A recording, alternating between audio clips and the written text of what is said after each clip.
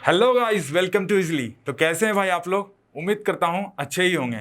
तो मैं हूं आपका मार्क्स मेंटर और आइए आज हम सॉल्व करेंगे सीबीएसई का 10th का sample question paper 2022 to 23 of mathematics standard.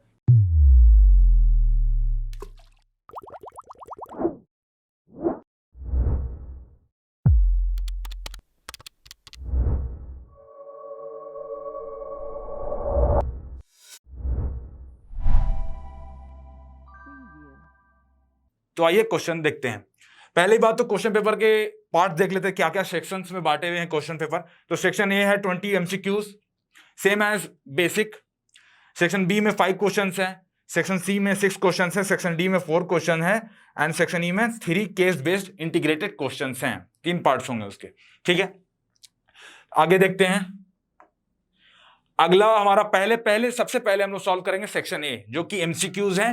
20 question हैं, 1 मार्क्स ईच के। ठीक है, तो आते हैं। पहला क्वेश्चन हमें गिवन है, let a and b be two positive integers such that a is equal to p cube into q के power 4 and b is equal to p square q cube, where p and q are prime numbers. If HCF for A comma B is P का power M Q का power N and LCM of A comma B is equal to P का power R Q का power S, then M plus N और R plus S का multiple निकालना है। तो पहली बात, इसका HCF क्या होगा पहले बताइए। HCF क्या होगा इन दोनों का? P का मैक्सिमम पावर कौन सा उठा लीजिए, मिनिमम पावर कौन सा उठा लीजिए, P स्क्वायर। तो HCF आ जाएगा पी स्क्वायर। ए और बी का एचसीएफ निकाल रहा हूं, तो सबसे मिनिमम पावर क्या है पी का, यहाँ पर 2 है पी स्क्वायर, और क्यू का मिनिमम पावर क्या है, क्यू का पावर 3। तो ये आ गया हमारा एचसीएफ। अब एलसीएम निकाल लीजिए। तो एलसीएम कितना आता है, एलसीएम हाईएस्ट पावर को लेते हैं, कॉमन हाईएस्ट फैक्टर्स। तो ये देखिए, पी का पावर हाईएस्ट कौन सा आ रहा है, पी क्यूब। ठीक, क्यू का पावर कौन सा हाईएस्ट है, क्यू का पावर 4। समझ गए, देख रहा है ना। तो कैसे हम लोगों ने ये पी का पावर मैक्सिमम ला दिया और जो क्यू का पावर था वो मैक्सिमम ने पुट कर दिया। तो इससे हमारा एलसीएम और एचसीएफ निकल गया। अब हम पूछ रहा है कि एचसीएफ पी का पावर एम और क्यू का पावर एन के फॉर्म में है। तो एचसीएफ ये आ गया, तो एम प्लस एन यहां से कितना आ गया, 2 + 3 5। अब यहां पे देखिए, पी का पावर आर, क्यू का पावर एस दिया हुआ है, LCM of A1 B, P का पावर 3 क्यू का पावर 4। तो यहाँ पे आर प्लस एस कितना हो जाएगा, 7। ठीक है, ये हमारा आ गया। तो R plus s into m plus n कितना हो जाएगा, 5 × 7 35। तो C is the answer. Correct answer क्या है, सी फॉर कैलकाटा। समझ गए, क्लियर है, बढ़िया। आगे अगला बनाता हूं। अगला क्वेश्चन है, let P be a prime number. P एक प्राइम नंबर है। ठीक है, प्राइम नंबर क्या होता है, जो खुद जिसके 2 ही मल्टीपल्स हो, खुद वो नंबर एंड 1। ठीक है, तो the quadratic equation having its roots at factor of P. P के फैक्टर्स कौन होंगे, पी एंड 1। सिंपल है, पी के फैक्टर्स क्या होंगे अगर पी प्राइम नंबर है तो P and 1 are the factors of P. Simple. बोल रहा है कि ये दोनों रूट्स हैं किस क्वाड्रेटिक इक्वेशन के। तो देखिए, पी और 1 अगर रूट्स हैं, पी और 1 अगर रूट्स हैं, तो दोनों रूट्स का सम कितना हो जाएगा, सम ऑफ रूट्स कितने हो जाएंगे, p + 1। और रूट्स का मल्टीपल प्रोडक्ट कितना हो जाएगा बताइए, p × 1 कितना होता है, p होता है भाई। हाँ भाई, p होता है। ठीक है, बढ़िया, p होता है। तो क्वाड्रेटिक इक्वेशन हम कैसे फॉर्म करते हैं, x² - sum of roots into x plus product of roots, x² - alpha plus beta x plus alpha beta = 0। ये आपने पढ़ा होगा, कैसे हम सम ऑफ रूट्स और प्रोडक्ट ऑफ रूट्स यूज करके कैसे हम क्वेश्चन बनाते हैं। ठीक है, तो यहां पे देखिए, x² - सम क्या है, p + 1x प्लस प्रोडक्ट क्या है, p = 0। ये हमारा आएगा क्वाड्रेटिक इक्वेशन। ये आएगा, किससे मैच कर रहा बताइए, तो किससे मैच कर रहा, देखो भाई किससे मैच कर रहा, बी से मैच कर रहा। और क्या सर, नहीं दिख रहा आपको, दिख रहा भाई, सॉरी।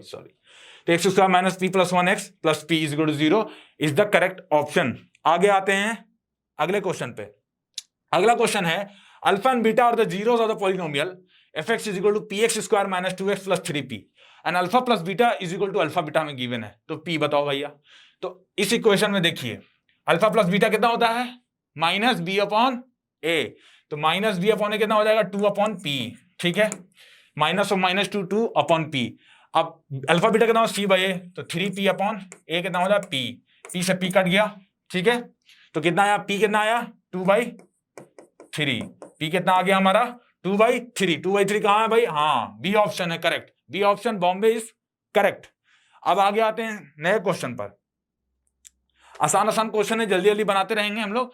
और एमसीक्यूज को कम टाइम देना है, आपको जल्दी बनाना है ताकि आपको टाइम मिल पाए। अच्छे कोई बड़े क्वेश्चन जो आपके 5 नंबर के 6 नंबर के क्वेश्चन है, थोड़ा उसमें टाइम बचाना पड़ेगा, ठीक है। इसके लिए आपको यहाँ तेज तेज बनाएंगे, वहां पर हम लोग अच्छे से समझेंगे, अच्छे से क्लियर करेंगे।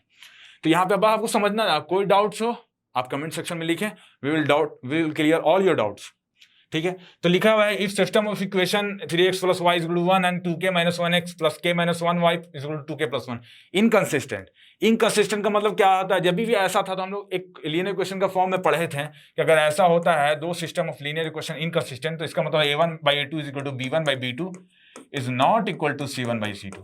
ये होता है, समझ गए? क्लियर है माय गॉड? ओके। तो देखिए यहाँ पर a1 क्या है 3, a2 क्या है 2k - 1, b1 क्या है 1, k - 1, b2 -1 आपका आ गया, इधर जाइएगा तो c1 आ जाएगा, ये नॉट इक्वल टू होना चाहिए अपॉन -2k + 1, ठीक है, बढ़िया, ओके गुड। चलो आगे देखते हैं। तो देखिए इसको पहले इक्वेट कर दीजिए ताकि k का वैल्यू आ जाए, ठीक है। तो करिएगा तो 3 × k - 1, ये क्रॉस मल्टीप्लाई कर दीजिए तो क्या आएगा 3k - 3 = 2k - 1। तो यहां से कीजिएगा तो इधर कितना है 2k 3k - 2k और -1 + 3 कितना हो जाएगा 2। तो k का वैल्यू कितना आ रहा है 2, ठीक है। पर तुरंत आंसर नहीं देना है, हमको इसको भी सॉल्व कर लेना है, ये इक्वेशन को, ये वाले को। तो 1/k - 1 is not equal to -1/-2k + 1, ठीक है। माइनस माइनस काट दो, इसको क्रॉस मल्टीप्लाई कर दो, कितना आ जाएगा 2k + 1 is not equal to k - 1। तो 2k - k कितना होता है 1, नॉट इक्वल टू -2। k - 2 नहीं होगा, पर यहाँ पे कोई फायदा नहीं है। अगर k मान लीजिए नॉट इक्वल टू 2 रहता तो हमारा आंसर 5 हो जाता, मतलब कोई सॉल्यूशन नहीं।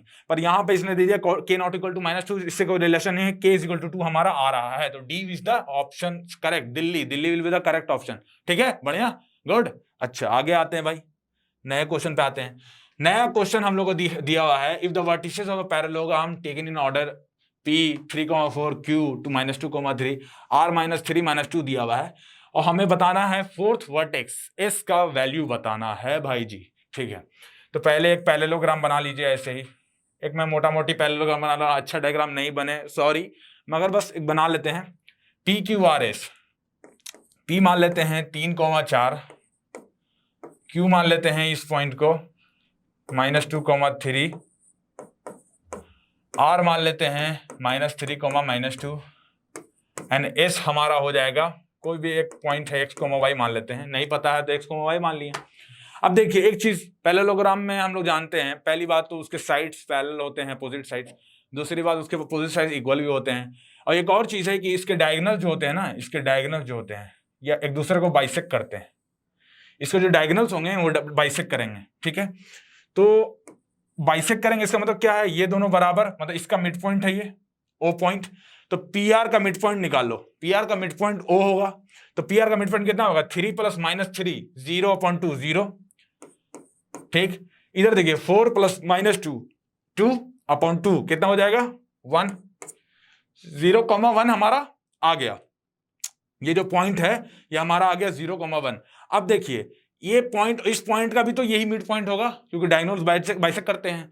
तो ये देखिए -2 + x -2 इज इक्वल टू 0, तो 0 0 0 गया, x = 2 आ गया, ठीक है, x = 2 आ गया।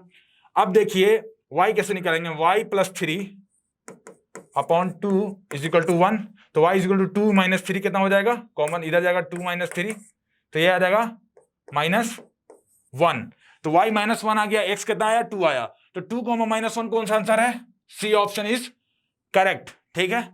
अगला पे आते हैं, अगला है हमारा एंगल ABC PQR के सिमिलर बता रहा है भाई, और AM and PN are altitudes of triangle ABC and PQR and AB² = PQ² 4:9 दिया हुआ है हम लोग को, तो AM = PN बताना है भाई जी। तो पहले एक ट्रायंगल बना लो भैया, सबसे पहले एक ट्रायंगल बना लो, दुविधा खत्म करो, ABC PQ एंड R, ये दोनों सिमिलर है भाई। अब इस पे एक है AM परपेंडिकुलर और ये है PN, ये दोनों एल्टीट्यूड्स हैं of triangle ABC and PQR respectively. तो देखिए AB² = PQ² 4:9 आ रहा है, ठीक है, तो AB/PQ आ जाएगा, A B by P Q कितना आ जाएगा, √4/2/3, ये हमारा आ गया, ठीक है, गिवन है। अब M is to P N बताना। अब देखिए सिमिलर है, इसका मतलब ये एंगल बराबर होंगे तभी ना सिमिलर है ये, ठीक है। अब A B by P Q भी बराबर होगा, A B by P Q भी किसी कांस्टेंट के बराबर होगा, is equal to A C by P R होगा ना। तो एक चीज देखिए कि हमारा ये 90 डिग्री बराबर, ठीक, ये 90 डिग्री और ये 90 डिग्री बराबर, इस ट्रायंगल की बात कर रहे हैं, P N Q and A M B, इस ट्रायंगल की बात कर रहे हैं। तो A M B and P N Q में ये ए प्रॉपर्टी से सिमिलर हो जाएगा, क्योंकि दो एंगल्स इक्वल है, ये 90-90 वाला एंगल इक्वल है, तो ए प्रॉपर्टी से सिमिलर हो गया।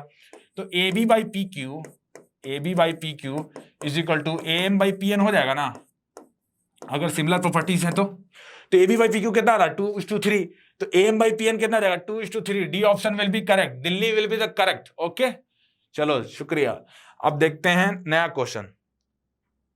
नया क्वेश्चन हमारे पास है x tan 60 into cos 60 degree is equal to sine 60 into cos 60 cot 60। तो हमें x की वैल्यू निकालनी है भाई जी। अब कैसे निकालेंगे, कैसे निकालें, तो वैल्यू पुट करो, सिंपल बनाओ, क्या प्रॉब्लम है। तो देखिए पहले तो यहां देख लेते हैं, x tan 60 into cot 60, x tan 60 को अगर हम लोग लिख दे साइन 60 अपॉन कॉस 60, तो क्या आ जाएगा, x sine 60 upon cos 60 into cos 60 is equal to sine 60 into cot 60 को लिख सकते हैं ना, कॉस 60 अपॉन साइन 60, ठीक है। कहां नजर है, यहां नजर रखो भाई, यहां नजर रखो, इधर उधर मत देखिए, इधर देखिए।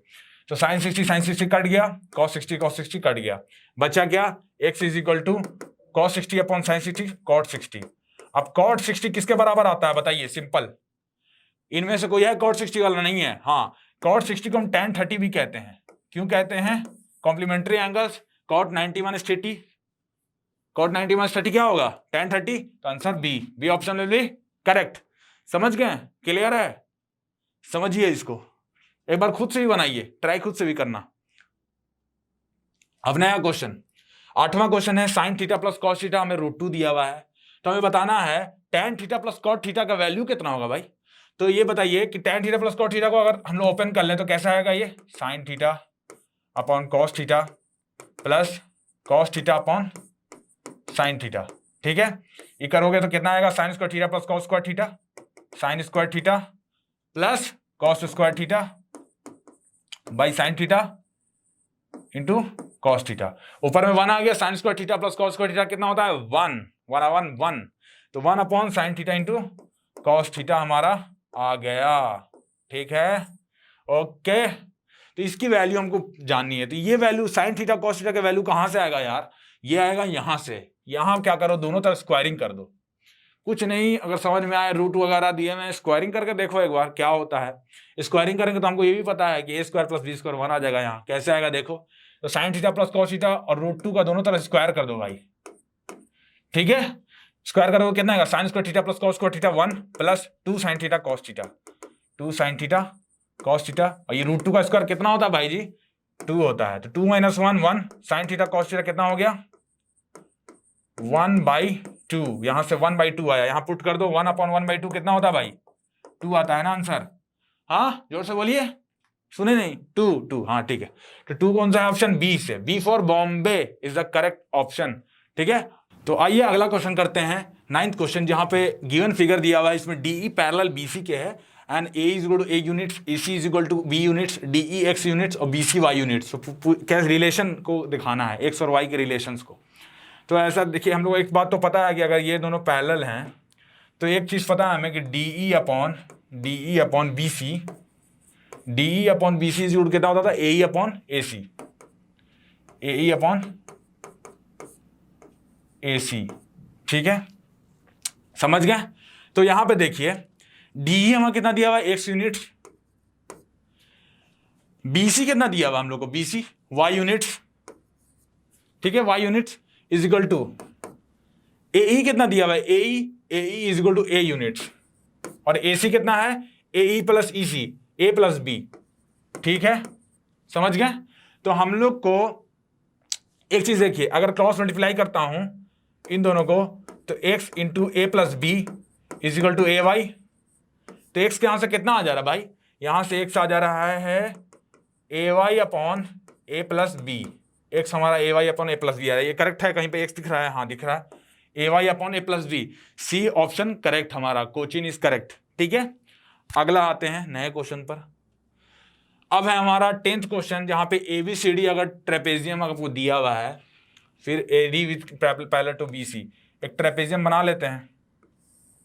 ठीक है, तो ए बी सी डी एक ट्रेपेजियम है। ठीक है, एडी पैरेलल बीसी है और एडी का लेंथ हमको दिया हुआ है 4 सेंटीमीटर, और डायगोनल्स एसी और बीडी जो है, एसी और बीडी, ये वाला बात करते हैं, ये वाला एसी और बीडी जो है, ये देखिएगा तो आपको एसी और बीडी कितना मिल गया, एसी और बीडी हम लोग ने डायगोनल्स बना लिए, तो ये ओ है जहां पे इंटरसेक्ट कर रहा है। ठीक है, तो एओ बाई ओसी जो है और डीओ बाई ओ बी, ये हमें 1/2 दिया हुआ है। ठीक है, तो एक चीज देखिए, आप एक चीज बताइए मेरे को कि ये एंगल्स बराबर, ठीक है, दो साइड्स की रेशियोज बराबर।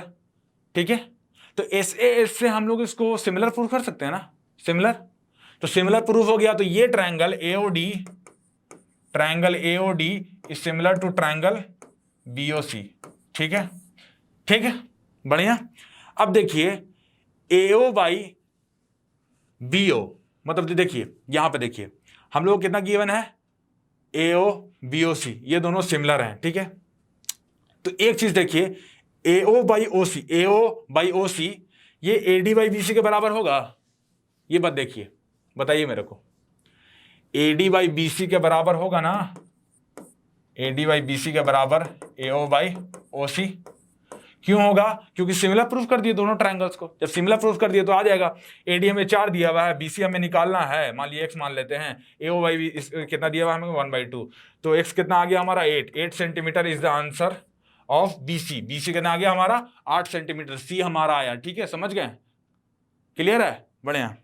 अब अगला क्वेश्चन आते हैं,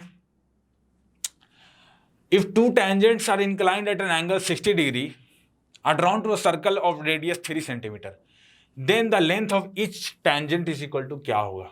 तो मान लीजिए एक सर्कल है, ठीक है, एक सर्कल है, उससे एक टेंजेंट आ रहा है, यहां से एक टेंजेंट, यहां से एक टेंजेंट, यहां से मान लीजिए ओ पॉइंट है। ठीक है, रेडियस हमें कितना गिवन है, रेडियस गिवन है 3 सेंटीमीटर। ठीक, और 60 डिग्री इंक्लाइंड है, दोनों के बीच में एंगल कितना है, 60 डिग्री। अब एक चीज तो पता ही है हमको कि ये दोनों जो ट्रायंगल्स होते हैं, ये वाले, ये दोनों जो ट्रायंगल्स होंगे, ये दोनों, ये वाले और ये वाले दोनों ट्रायंगल, ये दोनों ट्रायंगल आपस में कॉन्ग्रुएंट होता है। क्यों? क्योंकि कॉमन है, फिर 90 डिग्री हो जाता है, रेडियस है, तो आरएचएस मेथड से भी हमारा ये कॉन्ग्रुएंट हो जाता है। तो ये लेंथ और ये लेंथ बराबर होता है, ये लेंथ और ये लेंथ बराबर हो जाता है, दोनों टेंजेंट का लेंथ भी बराबर होता है, और ये एंगल्स भी बराबर हो जाते हैं। तो ये 30 हो जाएगा और ये भी 30 हो जाएगा। क्यों हो जाएगा 30 भैया? क्योंकि 60 था तो दोनों बढ़ गया, 30 बराबर बराबर, क्योंकि दोनों एंगल्स इक्वल होंगे। अब ये चीज देखिए, ये 3 है, ये वाला देखिए, ये वाला हम लोग अगर हम लोग कोशिश करें इसको, जैसे ये 90 डिग्री है तो हाइपोटेनस कौन होगा, ये वाला। हमें निकालना कौन सा है, हमें निकालना है ये वाला लेंथ, इसका लेंथ निकालना है, टेंजेंट का लेंथ। ठीक है, तो tan 30 इज इक्वल टू कितना होता है, tan 30 इज इक्वल टू होता है P बाई बी, तो 3/T। ठीक, समझ गए? अब देखिए tan 30 कितना था, 1/√3, तो 1/√3 इज इक्वल टू 3/T। तो टेंजेंट का लेंथ कितना आ गया, 3√3 आंसर। 3√3 आंसर कहां पर है भाई, डी ऑप्शन करेक्ट, सिंपल था। ठीक है, तो ऐसे सवालों को ऐसे ही टैकल करना है, ठीक है ना। अब अगला question, area of circle then can be inscribed in square of 6 centimetre, जिनका स्क्वायर का साइड का लेंथ कितना है, 6 सेंटीमीटर, उसमें कितना एरिया ऑफ सर्कल, कितना मैक्सिमम आ पाएगा। तो देखते हैं, हम लोग एक स्क्वायर बना लेते हैं, ठीक है, और उसमें एक सर्कल बना लेते हैं। ठीक, पहली बात, ऐसा होगा तो इसका डायमीटर किसके बराबर होना चाहिए, 6 सेंटीमीटर के। डायमीटर किसके बराबर होना चाहिए, 6 सेंटीमीटर के, क्योंकि स्क्वायर के साइड के बराबर होना चाहिए। तो आर कितना हो जाएगा, यहां से रेडियस हमारा 3 सेंटीमीटर।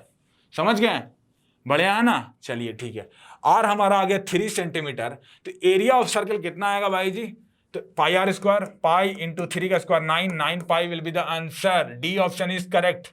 समझ गए, क्लियर, बढ़िया। तो आइए अगला क्वेश्चन देखते हैं, 13 नंबर जो कि सम दिया हुआ है हम लोग को लेंथ ब्रेथ एंड हाइट का क्यूबॉइड का 6√3 सेंटीमीटर और हमें लेंथ ऑफ इट्स डायगोनल दिया हुआ है 2√3 सेंटीमीटर। तो total surface area of cuboid निकालना है।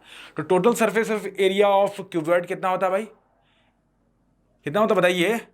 2 into LB plus BH plus HL। ठीक है, तो total surface area of cuboid कितना होता है? 2 into LB plus BH plus HL, ये होता है हमारा टोटल सरफेस एरिया। ठीक है, तो देखिए लेंथ ब्रेथ और सम हाइट इसका सम दिया हुआ है 6√3, तो L plus B plus H कितना दिया हुआ है हम लोग को? 6√3। ठीक है, अब हम लोग को देखना क्या है, हम लोग को ये देखना है कि अब हम लोग को डायगोनल दिया हुआ है 2√3 सेंटीमीटर। ठीक, तो डायगोनल क्या है? डायगोनल का लेंथ होता है L square plus B square plus H square का अंडर रूट, इसका लेंथ हम लोग को दिया हुआ है 2√3 सेंटीमीटर। ठीक, तो L square plus H square plus B square का वैल्यू कितना आ जाएगा? स्क्वायरिंग कीजिएगा दोनों तरफ तो रूट हट जाएगा, इधर कितना आएगा? L square plus B square plus H square is equal to 12। ठीक है, 12 सेंटीमीटर स्क्वायर, 12 लिख लेते हैं। ठीक है, अभी हटाते हैं इसको, सारे सेम है, सेंटीमीटर सेंटीमीटर तो हटा देते हैं।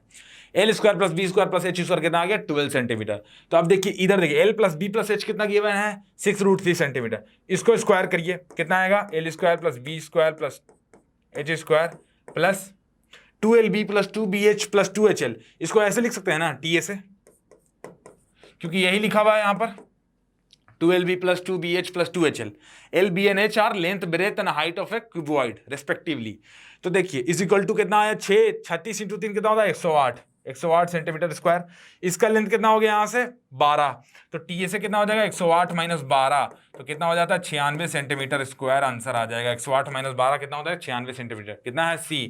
C for Calcutta is the right answer. ठीक है, अगला क्वेश्चन देखते हैं। अगला क्वेश्चन लिखा हुआ है difference of mode and median of data is 24।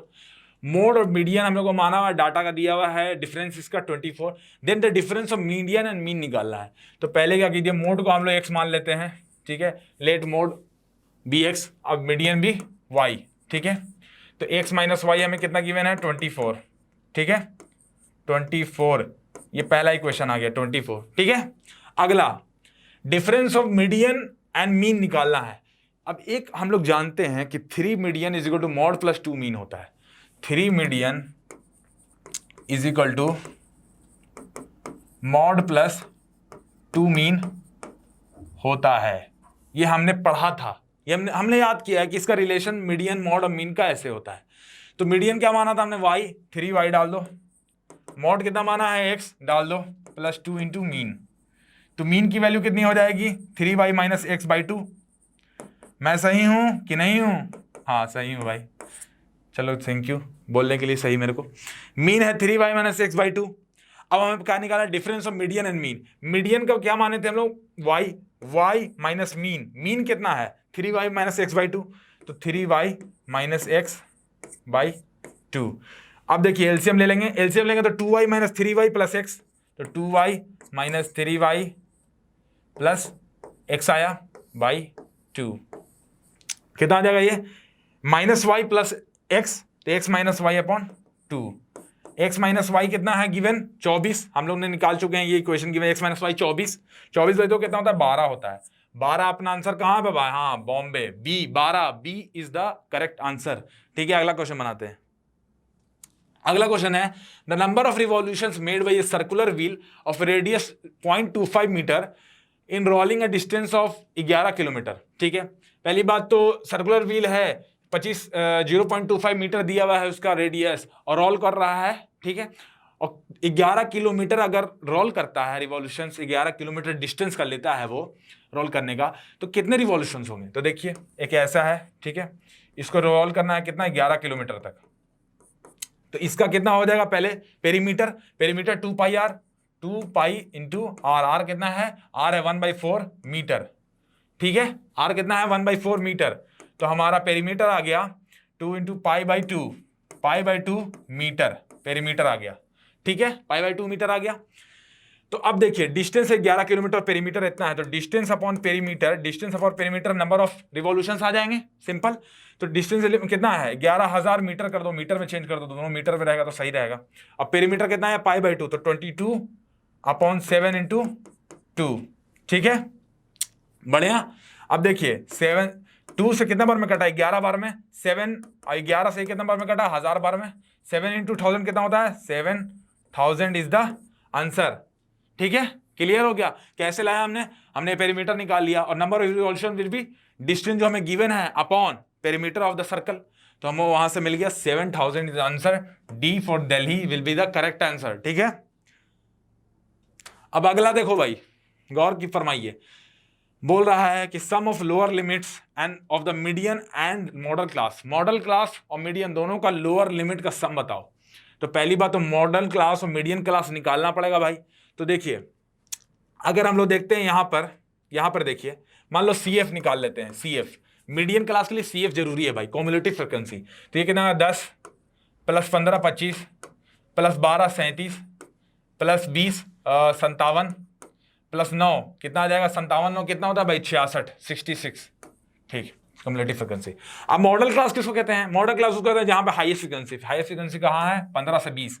15 से 20 मॉडल क्लास कौन सा हो गया, 15 से 20 वाला, 15 से 20 वाला। तो इसका लोअर लिमिट कितना है, 15। ठीक है, 15 आ गया। अब मीडियन क्लास की बात करो, मीडियन क्लास किसको कहते हैं, तो 66। हमारा फ्रीक्वेंसी का सम कितना आया, 66। ठीक है, तो ये बताइए कि 66/2 33 होता है, 33। ठीक है, 33 किस में लाई करेगा भाई, 33 किस में लाई करेगा, ये बताइए मेरे को, 33 किस में लाई करेगा, 33 लाई करेगा इससे इसमें लाई करेगा। इसका मतलब 10 से 15 वाला लेंगे, 10 से 15 वाला यही हो गया मीडियन क्लास। तो 10 से 15 वाला हो गया मीडियन क्लास। ठीक है, क्यों, क्योंकि इससे इसमें लाई करेगा, तो हम लोग ये वाला क्लास लेते हैं। ठीक है, जहां से पहले तो लाई करता है बीच में। तो 10 से 15 will be the median class. और मीडियन क्लास का लोअर लिमिट कितना आ रहा है, 10 आ रहा है, एल विल बी 10। दोनों का सम करो, 15 + 10 कितना आ रहा है, 25। 25 कहां पर है भाई, B, Bombay will be the correct answer. ठीक है, ओके, बढ़िया। अब आगे आते हैं अगला क्वेश्चन पे। अगला क्वेश्चन लिखा हुआ है, 2 dice are rolled simultaneously, what is the probability that 6 will come up at least once? 6 कम से कम एक बार आएगा। तो पहली बात, 2 डाइस का सैंपल स्पेस निकाल लो यार। सैंपल स्पेस हमने बेसिक में भी हमने किया था ऐसे ही टाइप का क्वेश्चन। 1 1 से लेकर कितने बार आएगा, 1 6। 2 1 से लेकर कितना बार आएगा, 2 2 2 3, ऐसे करते करते 2 6।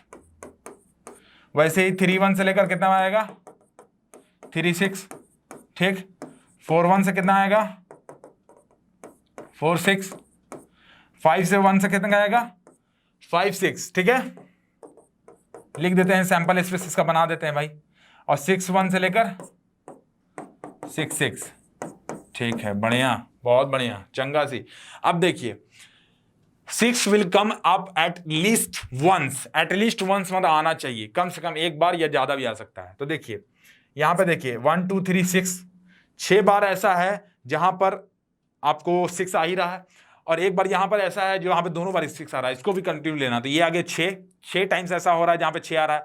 इससे पहले सिर्फ यहां पे 6, यहां पे 6, यहां पे 6, यहां पे 6, यहां पे 6। तो कितना बार आया, 3 2 5 और 6 11, 11 टाइम्स ऐसा बार हो रहा है, 11 टाइम्स जहां पे 6 एक बार या एक बार से ज्यादा आ रहा है।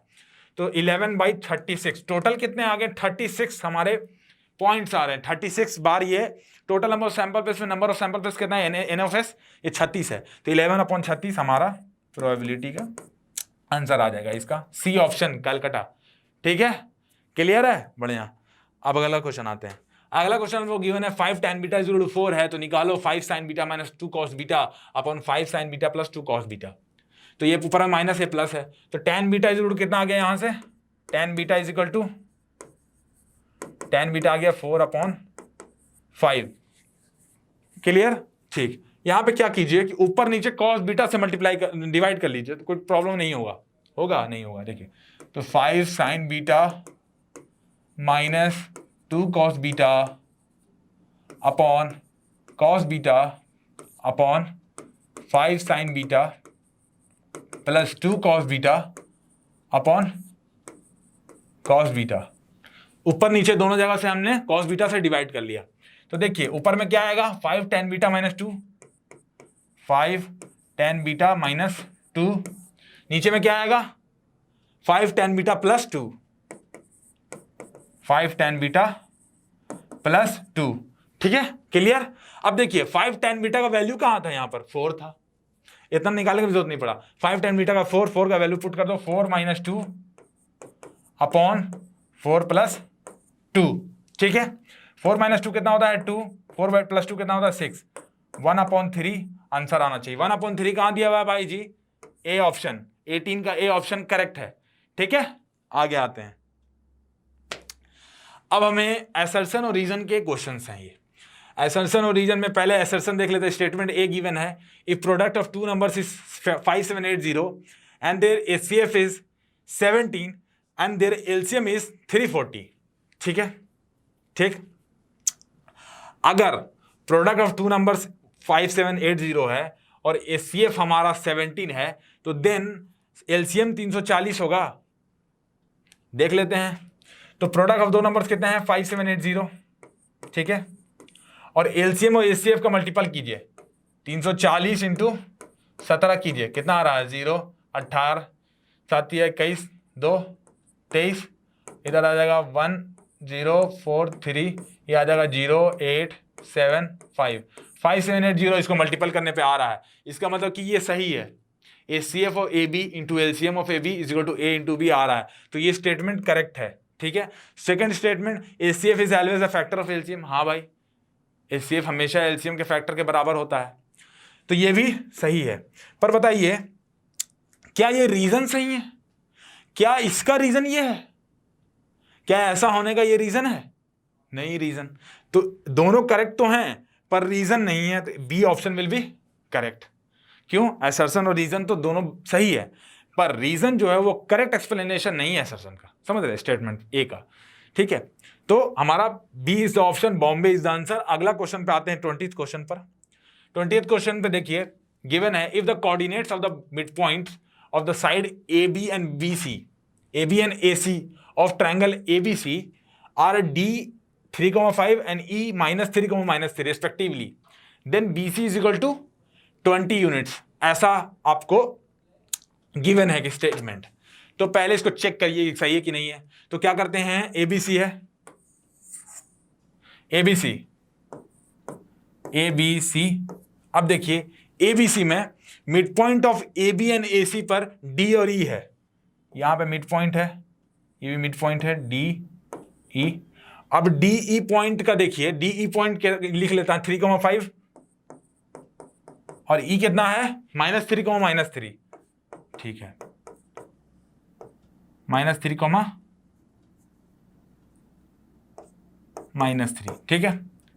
डी का लेंथ निकाल लीजिए, डिस्टेंस फॉर्मूला से डी का लेंथ निकालिए। डी का लेंथ कितना आएगा 3 - -3 6 का होल स्क्वायर प्लस 5 - -3 8 का होल स्क्वायर, अंडर रूट 3 - -3 6 का होल स्क्वायर प्लस 5 - -3 8 का होल स्क्वायर, ये कितना आता है अंडर रूट 10 का होल स्क्वायर, इसका वैल्यू आता है 10। तो डी का वैल्यू कितना आ रहा है हमारा 10 आ रहा है, डी का वैल्यू 10 आ रहा है। अब हमने एक 9th में फॉर्मूला पढ़ा था, उसमें था कि अगर ये मिड पॉइंट है तो D E = half of BC होता है, ठीक है। तो D E = half of BC, तो बीसी = कितना आ गया 2डी, तो 2डी कितना होता है 20, तो 20 यूनिट, करेक्ट, सही हो गया। रीजन आर में the line joining the mid points of the two sides of triangle is parallel to the third side and equal to half of it, ये भी एकदम करेक्ट है, इसी से तो हमने बनाया, यही तो हमने थ्योरम पढ़ा था, वो प्रूव भी हुआ था पिछले क्लासेस में। तो अब देखिए ये रीजन भी सही है, असर्शन भी सही है और करेक्ट एक्सप्लेनेशन है, तो कौन सा होगा option, option A will be correct, Aurangabad will be correct, ठीक है। अगले क्वेश्चन पर आता हूं, अगला सेक्शन हमारा, अब हमारा सेक्शन आया बी। सेक्शन बी में 5 क्वेश्चंस हैं, 2-2 मार्क्स के। पहला क्वेश्चन गिवन है 49x + 51y = 499 and 51x + 49y = 501, then find the value of x and y। अब कोई बंदा उठेगा, 2 इक्वेशन 2 अननोन पुट करना स्टार्ट कर देगा, बनाना स्टार्ट कर देगा, लंबा लेंदी बनेगा और क्या होगा, टाइम लगेगा, 501 को मल्टीप्लाई करेगा उसके साथ, टाइम लगेगा भाई। तो क्या करते हैं, दोनों को जोड़ देते हैं, तो दोनों को जोड़िए, इधर लिख लेते हैं 51x + 49y = 501, ठीक। ये इक्वेशन को लिख लिया, जोड़ दो, इधर कितना आएगा 100x + 100y = 1000, तो x + y कितना आया 1000/100, x + y कितना आएगा 1000/100, तो एक कितना आया 10, x + y का वैल्यू कितना आ गया 10, पहला इक्वेशन, ठीक, अब ऐसा कीजिए कि इस इक्वेशन में से ये इक्वेशन माइनस कर दीजिए, इसमें से ये माइनस कर दीजिए, तो 15(1x) plus 49y is equal to 501, इसमें से माइनस कर देते हैं, plus 51y is equal to 499। ठीक है, माइनस कर दो, कितना आएगा 2x, ये कितना आएगा minus 2y is equal to कितना आएगा 2, x माइनस वाई कितना आ जाएगा 2/2 1, कॉमन ले लेंगे 2 यहां से तो 1 आ जाएगा, x माइनस वाई 1 आ गया, ये दूसरा इक्वेशन, x माइनस वाई 1 यहाँ पे लिख दो, दूसरा इक्वेशन। अब जोड़ दो, कितना आएगा 2x कितना आएगा 11 के बराबर, तो x कितना आ गया 11/2, y का वैल्यू पुट कर दो 11/2 के जगह पर, तो कितना आ जाएगा, यहाँ पे y की वैल्यू, यहाँ पे x की वैल्यू पुट करो 11/2, तो 11/2 minus 1 is equal to y, तो कितना आ जाएगा 9/2 आ जाएगा हमारा y। समझ गया, क्लियर है, दोनों का वैल्यू निकल गया ना, कोई डाउट्स?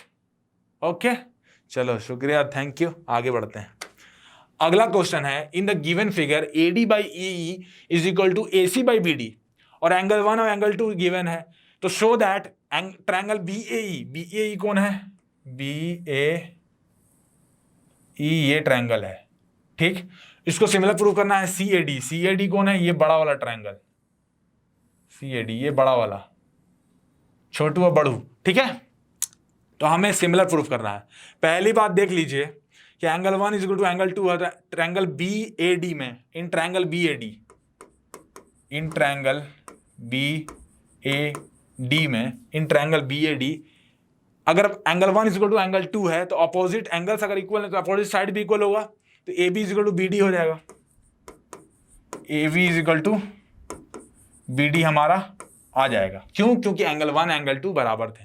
ठीक है, अब देखिए AD/AE जो लिखा हुआ हम लोग को, AD/AE is equal to AC/BD के जगह पे AB लिख सकते हैं ना, यहाँ पे तो प्रूफ किया हमने, अभी जस्ट प्रूफ किया भाई, लिख सकता हूँ, इतना तो कर सकता हूँ ना, ठीक है ठीक है, ऐसे ही बोल रहा था, AC/AB आ गया, ठीक। अब देखिए ट्रायंगल BAE, ये छोटा वाला ट्रायंगल ये वाला, और ये बड़ा वाला CAD, इसमें देखिए AD/AE is equal to AC/AB, ठीक है, और दूसरा angle A is common, angle A common है, ये भी है और एंगल A कॉमन है, ठीक, एंगल A कॉमन है, ये ऐसे, तो SAS से अगर हम लोग देखें तो ये एक सिमिलर ट्रायंगल तो प्रूफ हो जा रहा है, सिमिलर प्रूफ हो गया तो काम ही खत्म हो गया भाई, यही तो करना था हमें, ट्रायंगल BAE को सिमिलर प्रूफ करना था ट्रायंगल CAD का, सिंपल है, बन गया, समझ में आ गया, चलो बढ़िया है, खुद से भी ट्राई करना, और you should try the question with all language, ठीक है, आपको पूरे लैंग्वेज के साथ लिखना है कि कैसे लेट करना, स्टेटमेंट डालने हैं, फिर आपको देन पुट करके बनाना। मैं आपको समझा दे रहा हूं तरीका कि आखिर करना कैसे, फिर आपको देना पड़ेगा in triangle BAE and triangle CAD, AD/AE is equal to AC/AB, angle A is common, then we can say that by SAS it is similar triangles, फिर हम दिखा दिए, पर मैं आपको बता दे रहा हूँ, आपको लैंग्वेज खुद से ऐड कर लेना है, वो ज़्यादा बड़ी बात नहीं है, NCERT से क्वेश्चन उठा के देख लो, you can attempt those questions, ठीक है। अब अगला क्वेश्चन भाई आ चुका है, अच्छा क्वेश्चन है सर्कल का, तो O is centre of circle given है फिगर में, फाइंड AQB बोलो तो क्या, AQB मतलब ये वाला हम लोग को एंगल निकालना है, given that PA and PB are tangents to the circle, APB दिया हुआ हम लोग को, ये एंगल दिया हुआ है 75, समझे, APB दिया हुआ है 75, तो अब ये एंगल कितना होता है 90, ये एंगल कितना होता है 90, सिंपल है, 90 ही होता है भाई, क्योंकि रेडियस जो है ज्वाइन किया टेंजेंट से परपेंडिकुलर होगा, तो 90 हो गया, हमको चाहिए था ये वाला में, देखिए इस ट्रायंगल में देखिए AOBP ट्रायंगल क्वाड्रिलेटरल, देखिए क्वाड्रिलेटर में AOBP में क्वाड्रिलेटरल, इस क्वाड्रिलेटरल में देखिए क्वाड्रिलेटरल AOBP में देखिए चारों असम कितना होगा 360, 75 प्लस 90 प्लस इसको मान लेते हैं, मान लीजिए कुछ भी x मान लेते हैं, प्लस 90 कितना हो जाएगा 360 के बराबर, तो 75 प्लस 90 प्लस 90 प्लस x कितना आएगा भाई जी, बताइए जल्दी 360, ठीक है, तो 90 प्लस 90 कितना हो गया 180, उधर गया तो 180, तो 75 plus x is equal to 180। तो x कितना आ गया हमारा 105 डिग्री, x 105 डिग्री आ गया ये वाला। ठीक, अब आपको पता होगा कोई भी आर्क है सर्कल पे जितना सेंटर पे जो एंगल बनाता है उसका हाफ यहां बनाता है, ये भी 9th में प्रूव हुआ था। तो x/2 का वैल्यू कितना होता है, तो एंगल जो AQB जो हम लोग को मांग रहा है इस क्वेश्चन में AQB का वैल्यू कितना होता है x/2, 105/2 कितना होता है 105/2 कितना होता है भाई 105/2 कितना हो जाएगा 105/2 कितना हो जाएगा बताइए 52.5 डिग्री आंसर, 52.5 डिग्री आंसर। समझ गए, क्लियर है, और कोई डाउट्स नहीं, चलो बढ़िया है, थैंक यू। आगे आते हैं। Length of minute hand of a clock is 6 centimetre, find the area swept by it when it moves from 7:05 PM to 7:40 PM। अब देखिए, अगर आपको ऐसे क्वेश्चंस लगता है कि मेरे को आता है तो आप इसको स्टॉप करो, खुद से बनाओ, लास्ट में मेरा सॉल्यूशन देखो कि आंसर सब मैच कर रहा है कि नहीं भाई, तरीका मैच कर रहा है नहीं, कोई और तरीका से बना सकते हैं कि नहीं। ठीक है, तो पहले क्या लिखा, length of minute hand of a clock is 6 centimetre. ठीक, तो लेंथ ऑफ मिनट हैंड हम लोग को दिया है 6 सेंटीमीटर, तो एक मान लेते हैं ऐसे सर्कल, इसमें मान लो लेंथ ऑफ मिनट हैंड 6 है, तो रेडियस कितना आ गया हमारा 6 centimetre. Area saved by 8 when it moves from 7:05 to 7:40 PM। कितना मूव किया है 7:05 से 7:40, कितना होगा 35 मिनट। ठीक, 35 मिनट इसने ट्रैवल किया। अब हम लोग जानते हैं कि ये जो मिनट हेड होता है ये 60 मिनट में, 1 घंटे में 360 डिग्री करता है, मतलब 60 मिनट में कितना करता है 360 डिग्री कवर करता है। तो 1 मिनट में कितना होगा 6 डिग्री, 360/60 6 डिग्री। 1 मिनट में अगर 6 डिग्री करता है तो 35 मिनट में कितना डिग्री करेगा, एंगल कवर्ड कितना करेगा, angle covered is equal to 35 into 6, 35 दूनी कितना होता है 70, 70 दिया 210, तो 210 डिग्री ट्रेवल करेगा। ठीक है, 35 मिनट्स में। अब area swept by any arc जो होता है वो हम कैसे निकालते हैं, वो निकालते हैं हम लोग, एरिया निकालते हैं किसी भी आर्क का θ/360 इंटू πr²। ठीक है, थीटा कितना गिवन है हम लोग को 210 बाई 360 इंटू πr²। 210 बाई 360 है, तो इसको क्या करो, इसको 0 0 काट लो। ठीक है, 3 7 जा 21 और 3 12 जा 36, तो 7/12 इंटू पाई कितना होता है 22/7। आर कितना गिवन है हम लोग को 6 सेंटीमीटर का होल स्क्वायर कितना होता है भाई 36। अब ऐसे लिख लो 6 इंटू 6, 7 कट जाएगा, 6 दूनी 12, 2 तिया 6, 22 तिया 66 centimetre square will be the area covered swept. ठीक है, तो 66 सेंटीमीटर स्क्वायर कैसे आ गया, हमने पहले थीटा निकाल लिया जो एंगल कवर्ड है, उसके बाद हमने नॉर्मल मेथड से निकाल लिया। ठीक है, एरिया क्लियर है। अगला क्वेश्चन पे आते हैं। अगला क्वेश्चन है, in the given figure arcs have been drawn of radius 7 centimetre each with vertices A, B, C and D of quadrilateral ABCD as centres, find the area of the shaded region. ठीक है, area हमें निकालना है shaded region का, तो ये मेरे को बताइए शेडेड रीजन कौन है, ये वाला एंड ये वाला। ठीक है, ये चारों शेडेड रीजन्स हैं। तो पहला ये बताइए, मान लीजिए इसको मान लेता हूं मैं θ1, इसको मान लेता हूं θ2, इसको θ3, इसको θ4। अब ये बताइए, ये एक कोऑर्डिनेटर है, कोऑर्डिनेटर का सम ऑफ ऑल एंगल्स कितना है 4 एंगल्स, 360 होते हैं सम। तो θ1 प्लस θ2 प्लस θ3 प्लस θ4, इसका सम का वैल्यू कितना आ गया 360 डिग्री। ठीक है, क्लियर। अब देखिए एरिया ऑफ शेडेड रीजन निकाला, तो पहले का एरिया कितना निकलेगा, पहले का एरिया 1 कितना निकलेगा θ1/360 इंटू πr²। सबके रेडियस सेम है भाई, सब रेडियस सेम है आर्क के, तो हम लोग ये लगा सकते हैं। अब 2 का कितना एरिया हो जाएगा θ2/360 इंटू πr²। वैसे थर्ड का कितना हो जाएगा θ3/360 इंटू πr²। वैसे फोर्थ का कितना हो जाएगा θ4/360 इंटू πr²। अब चारों को सम कर दो, चारों को सम करोगे तो कितना आएगा θ1 प्लस θ2 प्लस θ3 प्लस θ4 और πr²/360 कॉमन, तो कितना आ जाएगा πr²/360 common into θ1 plus θ2 plus θ3 plus theta 4, इनका वैल्यू कितना है 360 इंटू 360 इंटू 360 कट जाएगा पूरा, तो बचा क्या भाई, बचा क्या, पाई आर स्क्वायर बचा। पाई आर स्क्वायर मतलब क्या, आर हमारा 7 है तो 49 पाई आंसर, 7 का स्क्वायर 49 इंटू पाई। आगे भी सॉल्व करना चाहते तो करो, पाई का वैल्यू 22/7 करना चाहते तो करो, ठीक है, कर भी सकते हैं। यहां पे मैंने ऐसे छोड़ दिया, बाकी तो आप खुद हो ही तेज, ठीक है, निकल गया। अब आगे क्वेश्चन, अगला क्वेश्चन, साइन ए प्लस बी हमें 1 दिया हुआ है, कॉस ए माइनस बी √3/2 दिया हुआ है, और 0 डिग्री से लेकर ए प्लस बी 90 डिग्री के बीच में होगा, and a greater than b दिया हुआ है। तो find the measures of angle a b, a और बी के एंगल का मेजर निकालना है, सिंपल।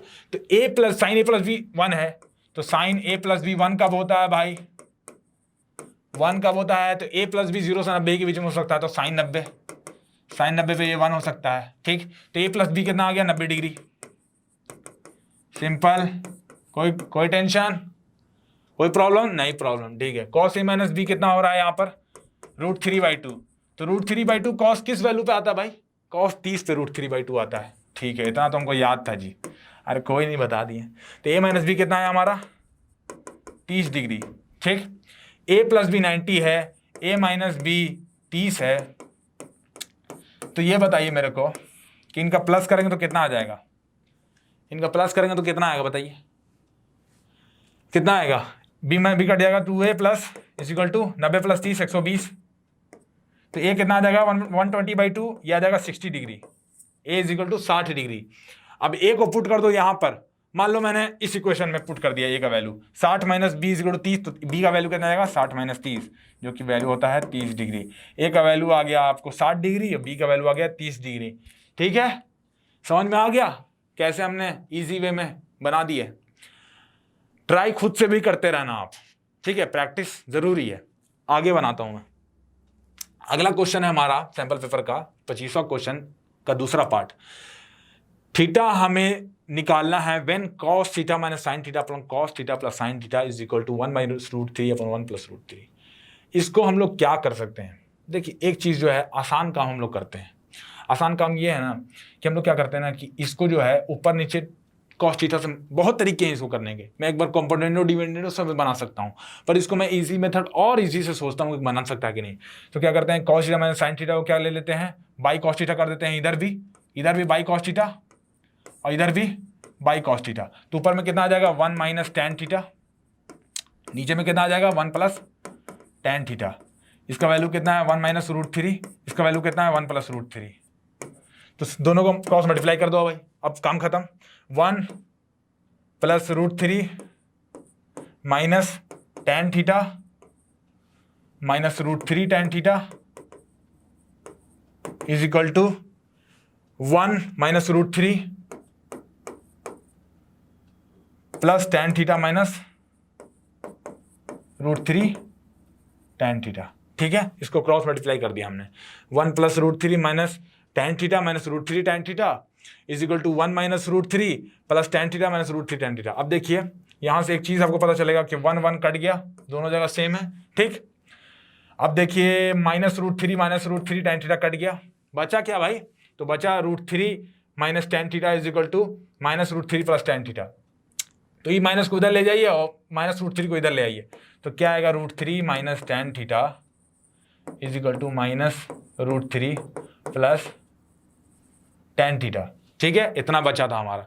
अब -√3 को इधर लाइएगा तो कितना बनेगा 2√3 और tan theta plus tan theta इधर जाएगा तो माइनस माइनस प्लस हो जाएगा, तो 2 tan थीटा।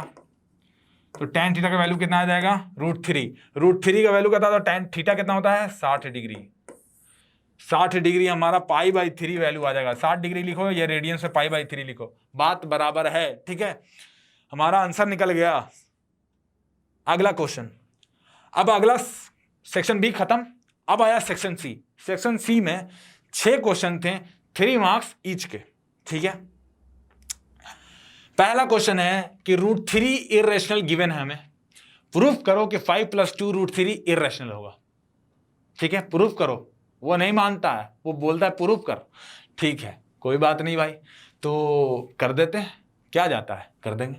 तो देखिए 5 + 2 √3, यहां पे हम लोग फिर वही एनसीईआरटी का ऐतिहासिक अप्रोच, 5 + 2 √3 को इरेशनल मान लो, लेट 5 + 2 √3 बी रेशनल नंबर मान लेते हैं, मानने में क्या जाएगा हमारा, मान लेते हैं, ठीक है।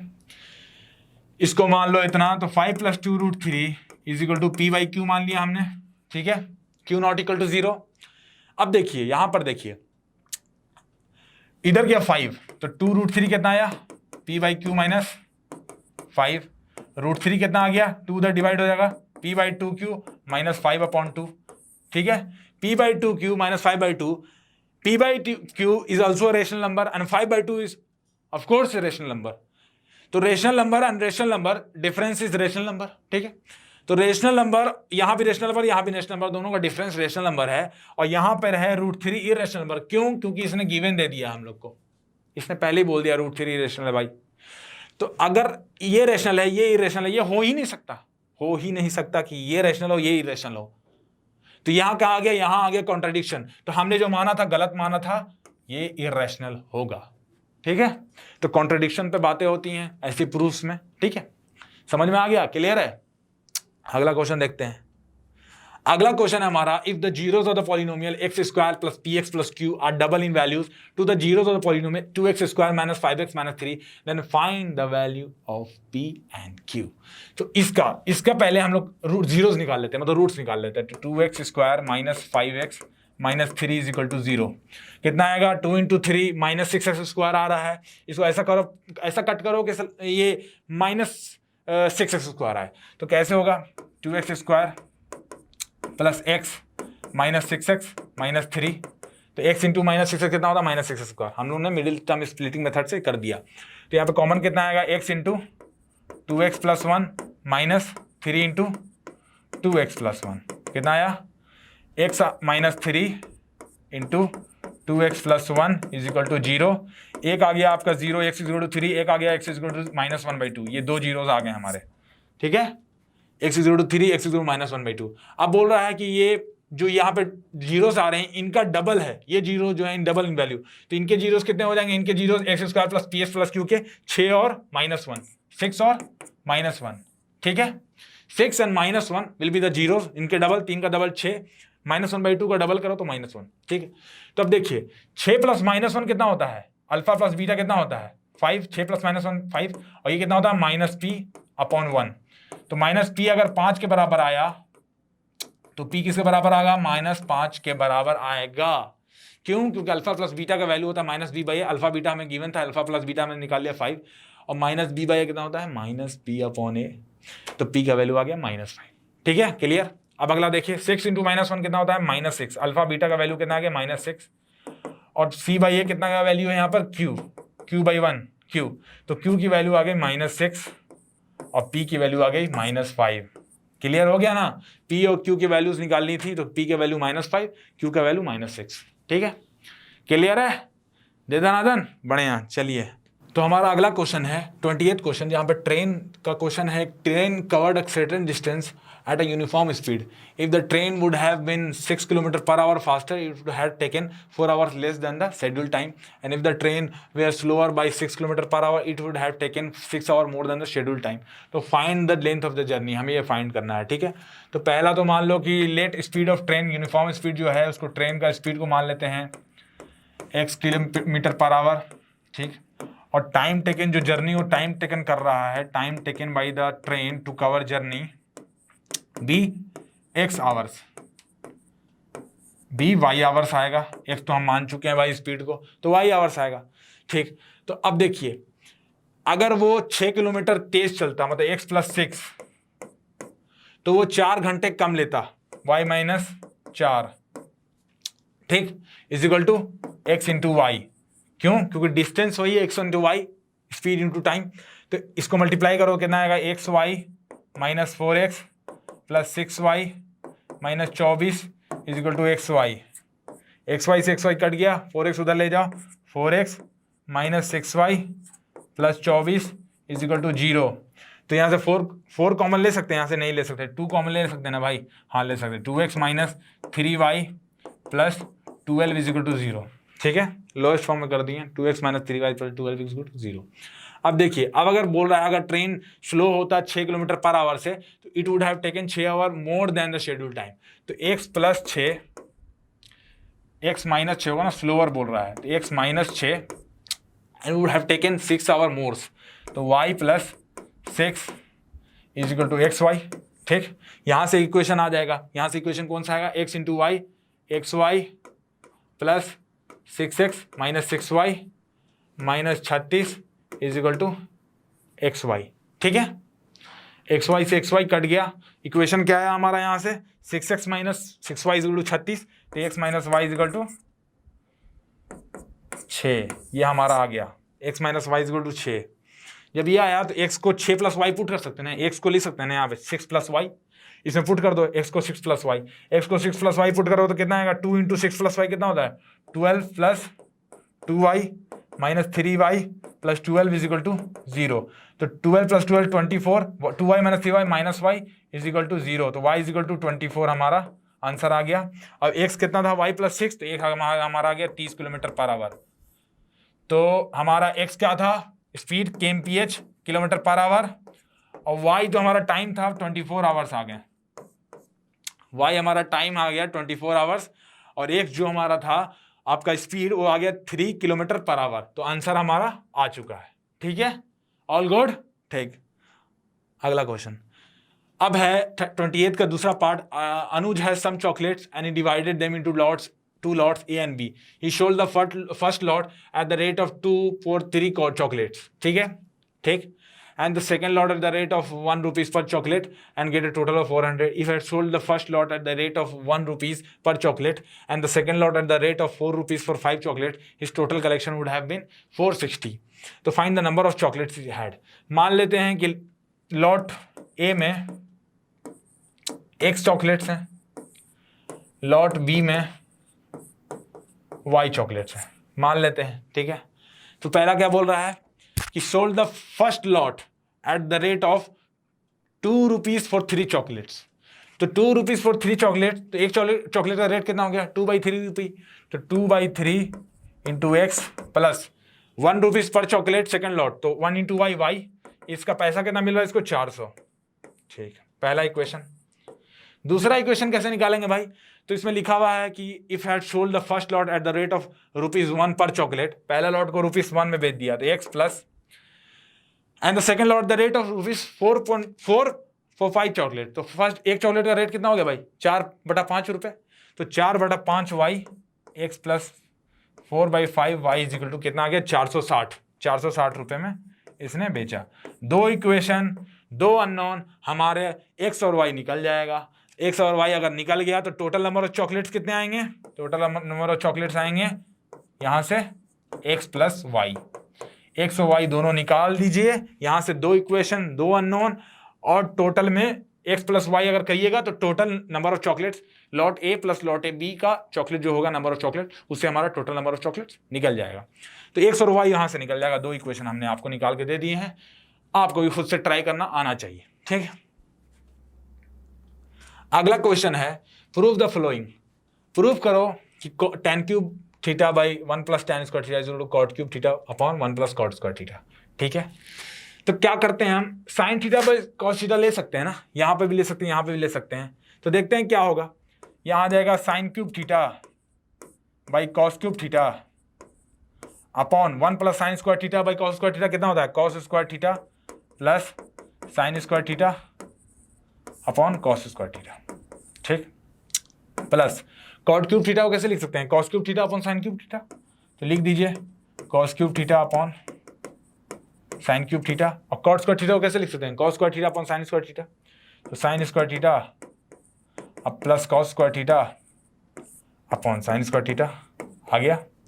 अब ये देखिए sine square theta plus cos square theta यहाँ भी 1 है, sine square theta plus cos square theta यहाँ भी 1 है, तो क्या आ जाएगा यहाँ पर, ये देखिए ऊपर ये दोनों मल्टीप्लाई हो जाएंगे, sign cube theta into sine cube theta into cos square theta upon cos cube theta into 1, cos cube theta into 1, cos cube theta into 1 कितना होता है, कॉस क्यूब थीटा ही होता है। अब ये देखिए ये हो जाएगा इसके साथ मल्टीप्लाई, ये हो जाएंगे इसके साथ मल्टीप्लाई, तो cos cube theta into sine square theta, cos cube theta into sine square theta, बढ़िया, और ये आ जाएगा साइन क्यूब थीटा। ठीक है, अब देखिए साइन स्क्वायर थीटा से कितना कटेगा साइन थीटा बार में, और ये देखिए ये कॉस थीटा कितना बार में कटेगा, कॉस थीटा बार में, तो sine cube theta by cos theta plus cos cube theta by sine theta आ गया। ठीक है, कितना आया हमारा, यहां पे लिख लेते हैं, sine cube theta upon cos theta आ गया and plus cos cube theta by sine theta आ गया। तो sine cube theta upon cos theta plus cos cube theta upon sine theta, LCM लो तो क्या आएगा, साइन थीटा कॉस थीटा, तो इधर देखिए कितना आ जाएगा, साइन का पावर 4 थीटा, एलसीएम लो भाई, एलसीएम लो, खुद से भाई बनाओ, थोड़ा मोड़ा बनाओ, ये कैलकुलेशन की चीजें हैं, प्लस कॉस का पावर 4 थीटा। अब इसको लिख सकते हो sign square theta plus cos square theta का होल, ये क्या लिखा है, साइन स्क्वायर थीटा का होल स्क्वायर और प्लस कॉस स्क्वायर थीटा का होल स्क्वायर, ये क्या लिखा हुआ है, साइन स्क्वायर थीटा का होल स्क्वायर, ये क्या लिखा हुआ है, कॉस स्क्वायर थीटा का होल स्क्वायर। तो हम लोग ए स्क्वायर प्लस बी स्क्वायर को लिख सकते हैं, ए प्लस बी का होल स्क्वायर माइनस 2ab लिख सकते हैं। हाँ सर लिख सकते हैं, याद तो आ रहा है, तो लिख दो ना, लिख दो, तो लिख दीजिए। तो sine square theta plus cos square theta का whole square, sine square theta plus cos square theta का whole square minus 2 sine square theta cos square theta लिख सकते हैं upon sine theta cos theta, put कर दो। Sine square theta plus cos square theta कितना होता है भाई, यहाँ 1 minus 2 sine square theta cos square theta upon कितना आ रहा है, साइन थीटा कॉस थीटा। ठीक ठीक, ये हमारा इतना आ गया। ठीक, अब देखिए, अब देखिए 1 अपॉन, ये लिख सकते हैं ना, 1 upon sine theta cos theta minus 2 sine square theta cos square theta upon sine theta cos theta. तो इसको लिख लीजिए 1 upon sine theta cos theta minus 2 sine square theta cos square theta upon sine theta cos theta. ठीक है, लिख दिया मैंने भाई। यहां से इसको स्क्वायर काट दो, एक कट जाएगा, दोनों जगह ऊपर कट जाएगा भाई, कट जाएगा। तो ये कितना आएगा, cosec theta into cosec theta into sec theta minus 2 sine theta cos theta. अब थोड़ा नजर उठा के देखें कि क्या यही प्रूव करना था, अरे सरकार यही तो प्रूव करना था, तो प्रूव हो गया मेरे भाई, प्रूव हो गया। ठीक है, अगला क्वेश्चन। सर आप बहुत रेस में हो, अरे भाई मेरे सीखो यार, खुद से भी ट्राई करो, अच्छे से बनाओ, रेस में नहीं हूं, सारे क्वेश्चन बनाने हैं। Prove that a parallelogram circumscribing a circle is a rhombus. ठीक है, तो एक पैरेललोग्राम है सर्कमस्क्राइबिंग अ सर्कल। ठीक, एक पैरेललोग्राम मान लेते हैं ऐसे, इसको मिटा देते हैं यार, थोड़ा सा डायग्राम मेरा अच्छा नहीं है, I am very sorry for that, I am very sorry for that. Parallelogram दिख नहीं रहा पर है भाई मेरे, A B C D is a parallelogram, ये मान लेते हैं एक सेंटर है, ये कहाँ कहाँ टच कर रहा है, पी क्यू आर एस मान लेता हूँ, P Q R S touch कर रहा होगा ना, सर्कमस्क्राइबिंग क्या, वहाँ पे टेंजेंट होगा वो। ठीक है, अब देखिए पहले तो मैं गिवन है कि ये पैरेललोग्राम है, इसका मतलब क्या है, A B is equal to C D, opposite angles opposite side equal होंगे और पैरेलल भी होते हैं, और A D is equal to B C, ये हमारा पहले से गिवन है। और प्रूफ क्या करना, आखिर में प्रूफ करना क्या है, प्रूफ यह करना है कि A B is equal to C D is equal to B C is equal to A D, ये हमें प्रूफ करना है भाईजान। ठीक है, ये हमें प्रूफ करना है। तो अब देखिए यहाँ पर एक चीज बताऊं मैं, तो आप यहाँ पे देखो, यहाँ से 2 टेंजेंट जा रहे हैं ना, यहाँ पर AP और AS दोनों बराबर होंगे, क्यों बराबर होंगे, टेंजेंट्स का लेंथ एक सर्कल पे सेम पॉइंट से जाता है तो उसके लेंथ इक्वल होते हैं, ये हमने पढ़ा था, प्रूफ भी कर चुके हैं। ठीक है, अब देखिए AS is equal to AP, AS is equal to AP। ठीक, अब देखिए DQ is equal to DP, क्यों होगा ना, तो देखिए DQ is equal to DP हमारा आ गया। अब देखिए C पॉइंट पे देखिए CR is equal to CQ, CR is equal to CQ, CQ is equal to CR लिख दिया। अब देखिए B से जा रहा point BR is equal to BS होगा, BR is equal to BS तो लिख देंगे। ठीक, ये मैंने लिख दिया भाई, ये मैंने लिख दिया। अब देखिए AS plus DQ plus CQ plus BS कीजिए तो कितना आ रहा है, इन चारों को प्लस कीजिए, ये भी चारों इक्वेशन को प्लस कर दीजिए, जोड़ दीजिए। तो AS plus DQ plus CQ plus BS कितना आ रहा है? AB plus CD, AB plus CD, और इधर आ जाए AD प्लस BC। तो ये कितना आ रहा है सम करने पे? AB, क्योंकि देखिए AS प्लस BS कितना है? AB है, AS प्लस BS। वैसे DQ प्लस CQ कितना है? CD है। वैसे ही AP प्लस DP कितना है? AD है। वैसे ही CR प्लस BR कितना है? BC है भाई। ठीक है, समझ गए? तो AB प्लस CD किसके बराबर आ रहा है? AD प्लस BC के बराबर। ठीक है, हमें टू प्रूफ ये करना है। AB अगर CD के बराबर है तो यहां पे AB और AB लिख लो, तो 2AB। AD और BC बराबर है तो 2AD लिख लो भाईजान। तो कितना आएगा? AB is equal to AD। AB AD के बराबर आ गया तो CD भी AD और BC भी सबके बराबर, तो चारों आपस में बराबर हो गए, प्रूव्ड हो गया। ठीक है, क्लियर? ठीक, आगे बनाते हैं। अगला क्वेश्चन है हमारा 30th का क्वेश्चन का और पार्ट है, दूसरा पार्ट। इसमें लिखा हुआ है कि XY Y dash are two parallel tangents to a circle with centre O and another tangent AB with point of contact C intersecting XY at A, XY dash। अब डायग्राम देख लो, ठीक है, डायग्राम देख लो। तो डायग्राम में हमको proof किया, हमको एंगल कौन सा निकाला भाई? AOB। ठीक है, AOB। पहले इसको आप ये जोड़ लो, ठीक है। अब ये आप एक चीज आपको गौर करना होगा कि ये वाला ट्रायंगल AOP और AOC ये कॉन्ग्रुएंट है। गौर से देखिए, कॉन्ग्रुएंट है। क्यों है भाई? ये कॉमन, ये रेडियस बराबर, ये 90 डिग्री। भाई साहब ये तो कॉन्ग्रुएंट है, कॉन्ग्रुएंट है मेरे भाई। तो कर दो ना इस एंगल को बराबर। ये 1 मान लो एंगल, इसको 2 मान लो एंगल, मान लिया भाई, बराबर है। अब इधर देखिए BOC और BOD, BOC and BOC and BOQ ये भी तो कॉन्ग्रुएंट है। कैसे है? 90 डिग्री, इधर भी 90 डिग्री, ये कॉमन, और ये रेडियस तो है ही सेम, तो ये दोनों ट्रायंगल्स भी कॉन्ग्रुएंट है। तो angle 3 is equal to angle 4 आ गया। ठीक है, तो एंगल 1 हमारा किसके बराबर है? एंगल 2 के। Angle 3 is equal to angle 4। चारों को जोड़ दीजिए, चारों को मैं जोड़ देता हूं। चारों को जोड़ दिया तो देखिए angle 1 plus angle 2 plus angle 3 plus angle 4 किसके बराबर आएगा? स्ट्रेट लाइन है 180 डिग्री, तो 180 डिग्री लिख दो भाई मेरे। ठीक, अब angle 1 is equal to angle 2 है, तो यहां पे 2 into angle 2 plus angle 3 angle 4 के बराबर है, तो 2 इंटू एंगल 3। कहीं सही कर रहा हूं ना मैं? कोई ऐसा पाप तो नहीं कर रहा हूं ना, कोई गलत चीज यूज नहीं कर रहा हूं ना? सब सही है, रूल मुताबिक है। तो 2 कॉमन आ गया, एंगल 2 प्लस एंगल 3 ये आ जाएगा 180 के बराबर। तो हमारा एंगल 2 प्लस एंगल 3 कितना आ गया? 180/2, 90 degree is the answer. 90 degree हमारा आंसर आ गया भाई जी। तो एंगल 2 प्लस एंगल 3 कौन सा था? AOB, एंगल AOB का 90 वैल्यू तो आ ही गया। AOB तो है, AOB यही वाला तो है, एंगल 2 प्लस एंगल 3, इसका वैल्यू कितना आ गया? 90 डिग्री। ठीक है, समझ आ गया?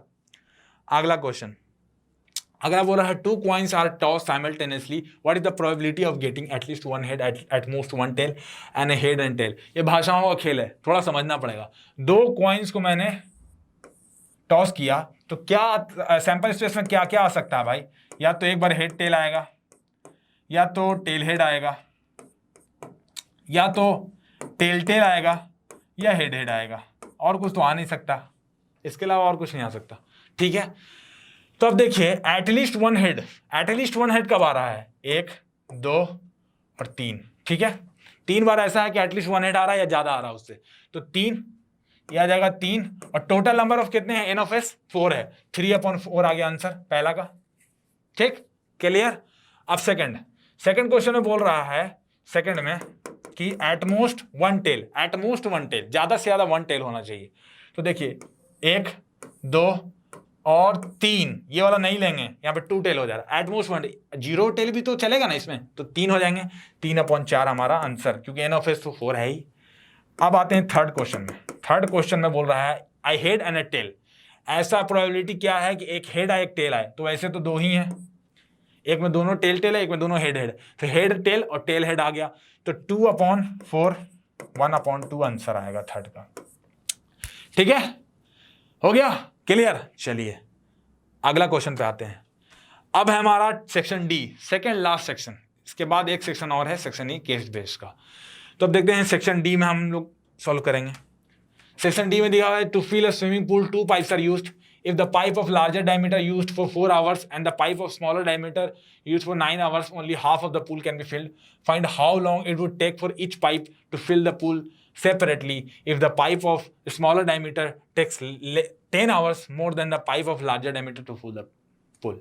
ठीक, तो पहले हम लोग मान लेते हैं, ये बताइए कि अगर लार्जर डायमीटर, मान लेते हैं कि लार्जर डायमीटर जो पुल को भरेगा वो मान लेते हैं x घंटे में भरेगा, तो स्मॉलर डायमीटर वाला पाइप कितना घंटे में भरेगा, x + 10 में, क्योंकि 10 आवर्स मोर देन तो बोल रहा है। ठीक है, तो लेट हम मान लेते हैं कि लेट लार्जर डायमीटर पाइप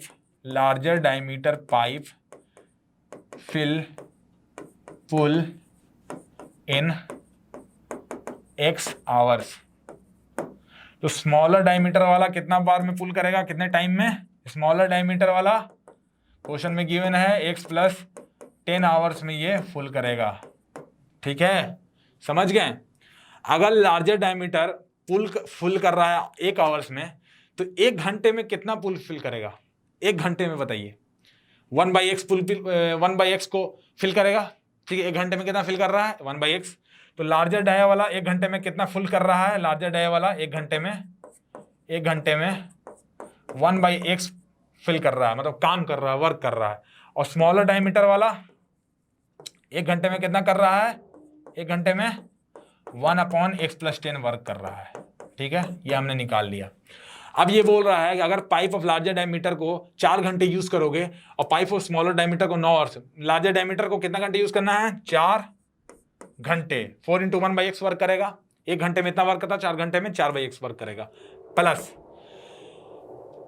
अगर स्मॉलर डायमीटर वाले को 9 घंटे यूज करोगे तो 9 कितना हो गया, 9 × 1 आवर कितना, 9/x + 10, तो कितना पूल फिल होगा, only half of the pool can be filled.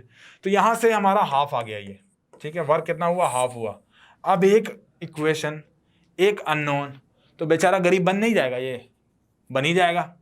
बना ही लेते हैं, अगर कोशिश देखे बनाते हैं तो क्या आएगा, ये लो एलसीएम, तो कितना आएगा, x × x + 10 एलसीएम, इधर 1/2 है, तो क्या करो, 4x + 40 प्लस 9x। ठीक है, तो 13x + 40 आ गया, 13x + 40 मल्टीप्लाई कर दो इधर उधर, तो कितना आएगा, x × x + 10 = 2 × 13x + 40, 2 × 13x + 40, तो ये कितना आ जाएगा, x² + 10x - 26x - 80, ये हमारा आंसर आ जाएगा। इससे हमारा देखिए x² - 16x - 80 आ रहा है। ठीक है, अब ये मेरे को ये बताइए कि x² - 16x - 80 है, -16x - 80 = 0। इसको कैसे सॉल्व कर सकते हैं भाई, तो ऐसा करते हैं ना कि हम लोग यहाँ पर बनाना सॉल्व कर ही लेते हैं इसका आंसर।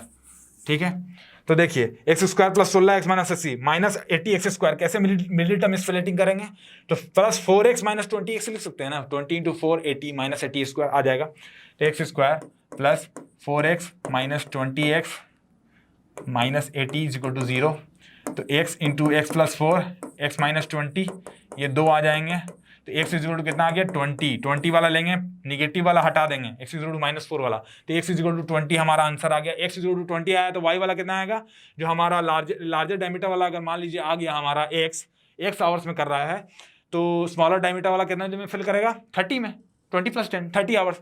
सिंपल हो गया क्वेश्चन।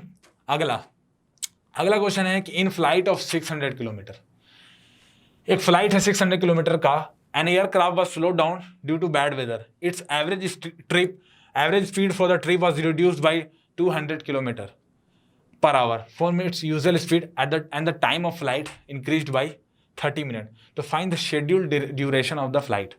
तो ये मेरे को देखिए कि एवरेज स्पीड जो था वो रिड्यूस हो गया 200 किलोमीटर से।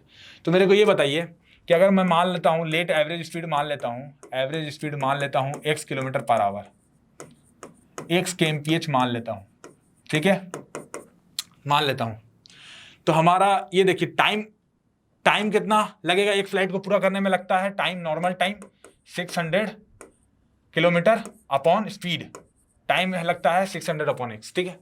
एवरेज स्पीड जो है हमारा 200 किलोमीटर से रिड्यूस कर देगा, मतलब x माइनस 200 कर दिया गया, और टाइम ऑफ फ्लाइट जो था वो हमारा आ गया इंक्रीज कितना हो गया 30 मिनट से। तो 600 बाई x प्लस 30 मिनट में तो कितना आवर होता है 1/2 आवर, ये हो गया। तो हमारा ये कितना हो जाएगा is equal to 600 speed into time, ठीक है, ठीक, speed into time is equal to distance.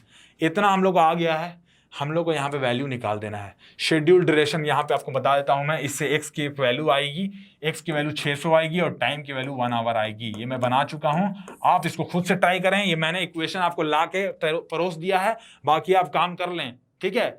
आपको भी करना जरूरी है, आपको समझना जरूरी है क्वेश्चंस, फिर आपको बनाना तो आपके चुटिया खेल होना चाहिए कैलकुलेशन, ठीक है। अगला क्वेश्चन पे आते हैं। अगला क्वेश्चन है हमारा, prove that if a line is drawn parallel to one side of a triangle intersecting the other two sides in distinct points, then the other two sides are divided in the same ratio। क्या पूछ रहा है, ये बोल रहा है parallel to one side of triangle है, ये वाला बात कर रहा है ABC वाला, जहां पे line is drawn parallel to one side of triangle intersecting the other point distinct points। ऐसे एक लाइन पैरेलल है, DE पैरेलल BC दिया हुआ है, तो AD by DB is equal to AE by EC, वही वाला जो हमने बेसिक में समझाया था। अगर आपने बेसिक नहीं देखा है, अभी तक बेसिक वाला नहीं देखा है सैंपल पेपर क्वेश्चन का सॉल्यूशन, तो आप जाएं और जाकर इजीली के यूट्यूब चैनल पर जरूर देखें, ठीक है, जरूर देखें, मैंने डाल दिया है। और ये प्रूफ एनसीईआरटी में भी आपको मिलेगा, और प्लस आप इसको आसानी से देख भी सकते हो जहां पर बेसिक मैंने समझाया है, ठीक है। आते हैं दूसरे पार्ट पे, यहाँ पे using the above theorem prove that line through the point of intersection of the diagonals and parallel to the base of the trapezium divides the non-parallel side। trapezium एक बना लो, trapezium, इसमें देखिए डायगोनल्स, ये आ गया अपना A B C D, ये diagonals का ये है, और यहीं से पॉइंट कर रहा है DE, ठीक है। तो हम लोग को बताना है कि सेम रेशियो में डिवाइड होता है, मतलब AD by DB is equal to DE by EC, proof करना है भाई। तो सिंपल है, अगर मान लो मैं इस ट्रायंगल की बात करूँ, इस ट्रायंगल की, ये वाला ट्रायंगल, ये वाला ट्रायंगल, ये लाइन पैरेलल है, ये लाइन पैरेलल है, तो AD बाई DB कितना बराबर हो जाएगा, AD by DB DO by OB के बराबर हो जाएगा, ठीक ठीक, क्योंकि ये ट्रायंगल, अगर ADB ट्रायंगल की बात कर रहे हैं रियल में।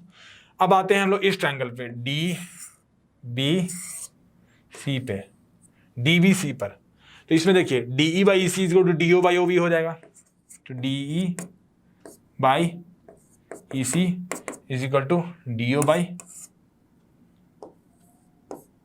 OB, ठीक। अब DO बाई OB इधर भी है, DO बाई OB इधर है, दोनों इसके बराबर है, तो AD by DB is equal to DE by EC हो जाएगा, तो AD by DB is equal to DE upon EC proved हो चुका है।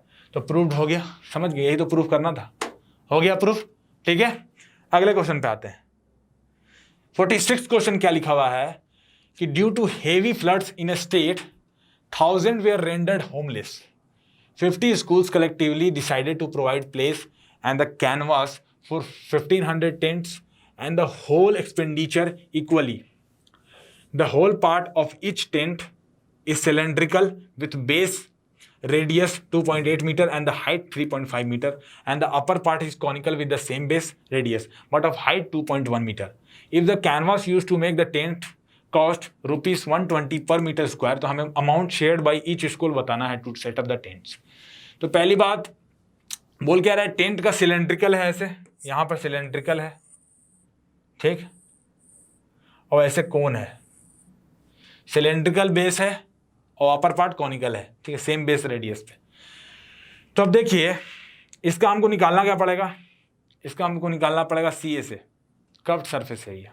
ठीक है, इसका कर्व सरफेस कितना है, तो कितना होता है बताइए, कितना होता है 2 पाई आर एच, कितना होता है 2 पाई आर एच।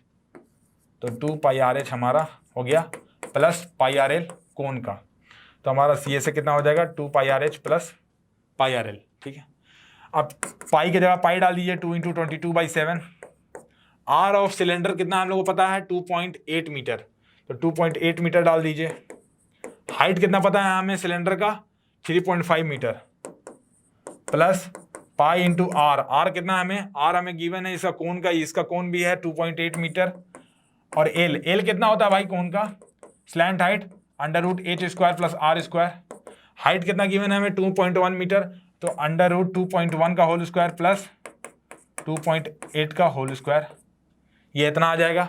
ठीक है, तो एल कितना आ जाएगा हमारा, पुट कीजिएगा तो 3.5 लगवाएगा। ठीक है, एल का वैल्यू, अब यहाँ पे देखिए एल का वैल्यू यहाँ पे 3.5 पुट कर लो यार, 3.5 पुट कर लो। ठीक है, अब सबको सॉल्व कर लो, सॉल्व करेंगे तो कुछ वैल्यू आएगी सी ए से की। अब देखिए अगर 120 पर मीटर स्क्वायर पैसा लगता है कॉस्ट, ठीक है, तो टोटल कॉस्ट कितना हो जाएगा, टोटल कॉस्ट कितना हो जाएगा सी ए से इंटू 120। और बनाना कितने टेंट है भाई, बनाना है हम लोग को 1500 टेंट, 1500 टेंट हमें बनाने हैं। ठीक, 1500 टेंट हमें बनाने हैं, टोटल कॉस्ट हमारा इतना आया टेंट बनाने का। और स्कूल कितने हैं 50, तो अगर हम ये जो cost per divided by her school जो कितना शेयर करेगा, अगर हम इसको 50 से डिवाइड कर देंगे तो ये हर स्कूल इतना ही शेयर करेगा। इसको 50 से डिवाइड कर देंगे, आंसर आ जाएगा सी ए से इंटू 120 इंटू 1500 अपॉन 50, यह आ जाएगा हमारा आंसर। ठीक है, सॉल्व कर लीजिएगा, सिर्फ कैलकुलेशन है और कुछ नहीं है। ठीक है, तो आइए अगला क्वेश्चन देखते हैं 34th क्वेश्चन। यहाँ पे हम लोग को गिवन है they are 2 identical solid cubical boxes of side 7 cm from the top face of the first cube a hemisphere of diameter equal to the side of cube is scooped out. ठीक है, this hemisphere is inverted and placed on the top of the second cube surface to form a dome. Find the ratio of the total surface area of the two new solid form, ठीक है, and volume of each new solid form find करना है। पहली बात देख लेते हैं क्या हो रहा है, हो क्या रहा है कि एक क्यूबिकल एरिया है। ठीक है, एक क्यूबिकल एरिया है ऐसे, ठीक है,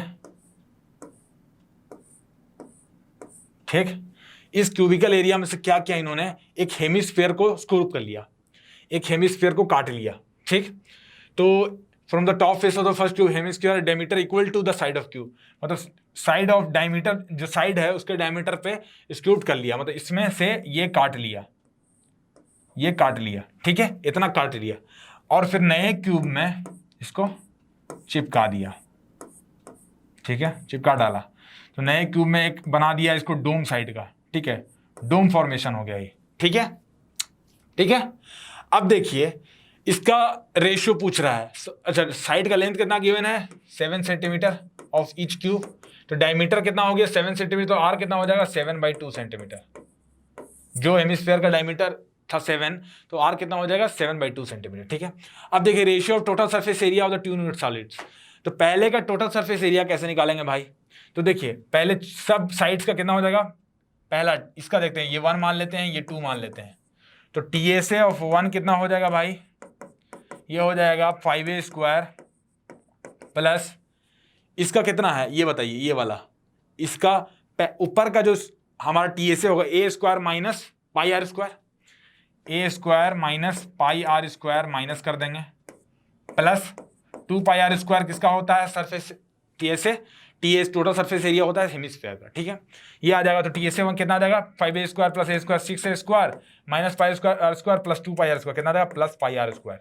ठीक है, क्यों ऐसा हुआ, जैसे ऊपर जो ऐसे पहला जैसे पांचों का तो हमने TSA निकाल लिया, ऊपर में ऐसे बचा हुआ है, तो a² माइनस ये जो एरिया निकाला पाई r स्क्वायर इसका सर्कल ऊपर में, प्लस इसका भी तो TSA होगा कुछ, वो है 2 पाई r स्क्वायर हमारा आ गया, तो TSA1 इतना आ गया। अब TSA2 में देखिए, TSA2 तो ये कितना आ जाएगा, पहले तो 5a² पांचों का 5a² प्लस डोम वाले का देखिए कितना आ जाएगा, ऊपर वाले साइड का a² minus pi r square.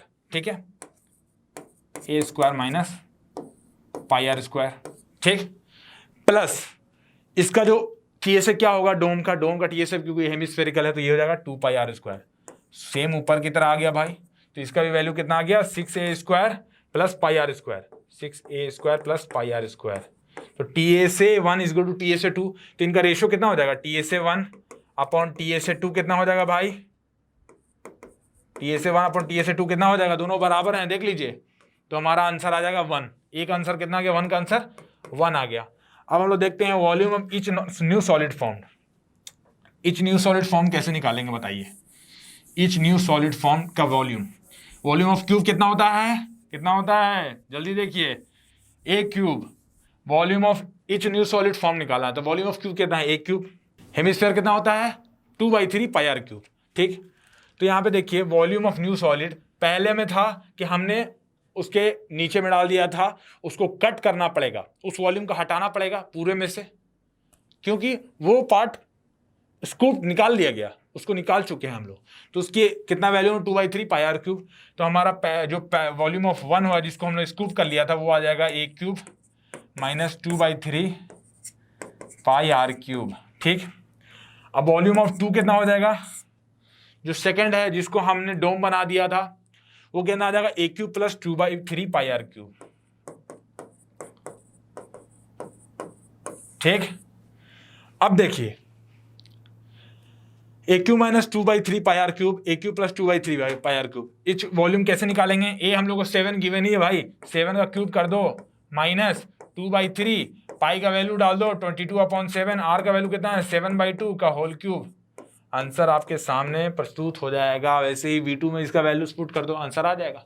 ये कैलकुलेशन कीजिए तो आपको खुद से करनी चाहिए। ठीक है, तो अगला क्वेश्चन है हमारे पास, median of following data given है हमें 525 and find the values of x and y if the total frequency is 10। ठीक है, तो टोटल फ्रीक्वेंसी अगर 10 आ गया तो n/2 कितना आ जाएगा, n = 100, तो n/2 कितना आ जाएगा 50। ठीक है, अब हमारा मीडियन 525 आ गया, तो मीडियन क्लास कौन सा होता है भाई, 500 to 600। ठीक है, तो 500 to 600 आ गया मीडियन क्लास, तो L कितना हो गया हमारा 500। ठीक है, अब मीडियन का फॉर्मूला क्या होता है, मीडियन का फॉर्मूला होता है L plus n/2 minus CF upon F into H।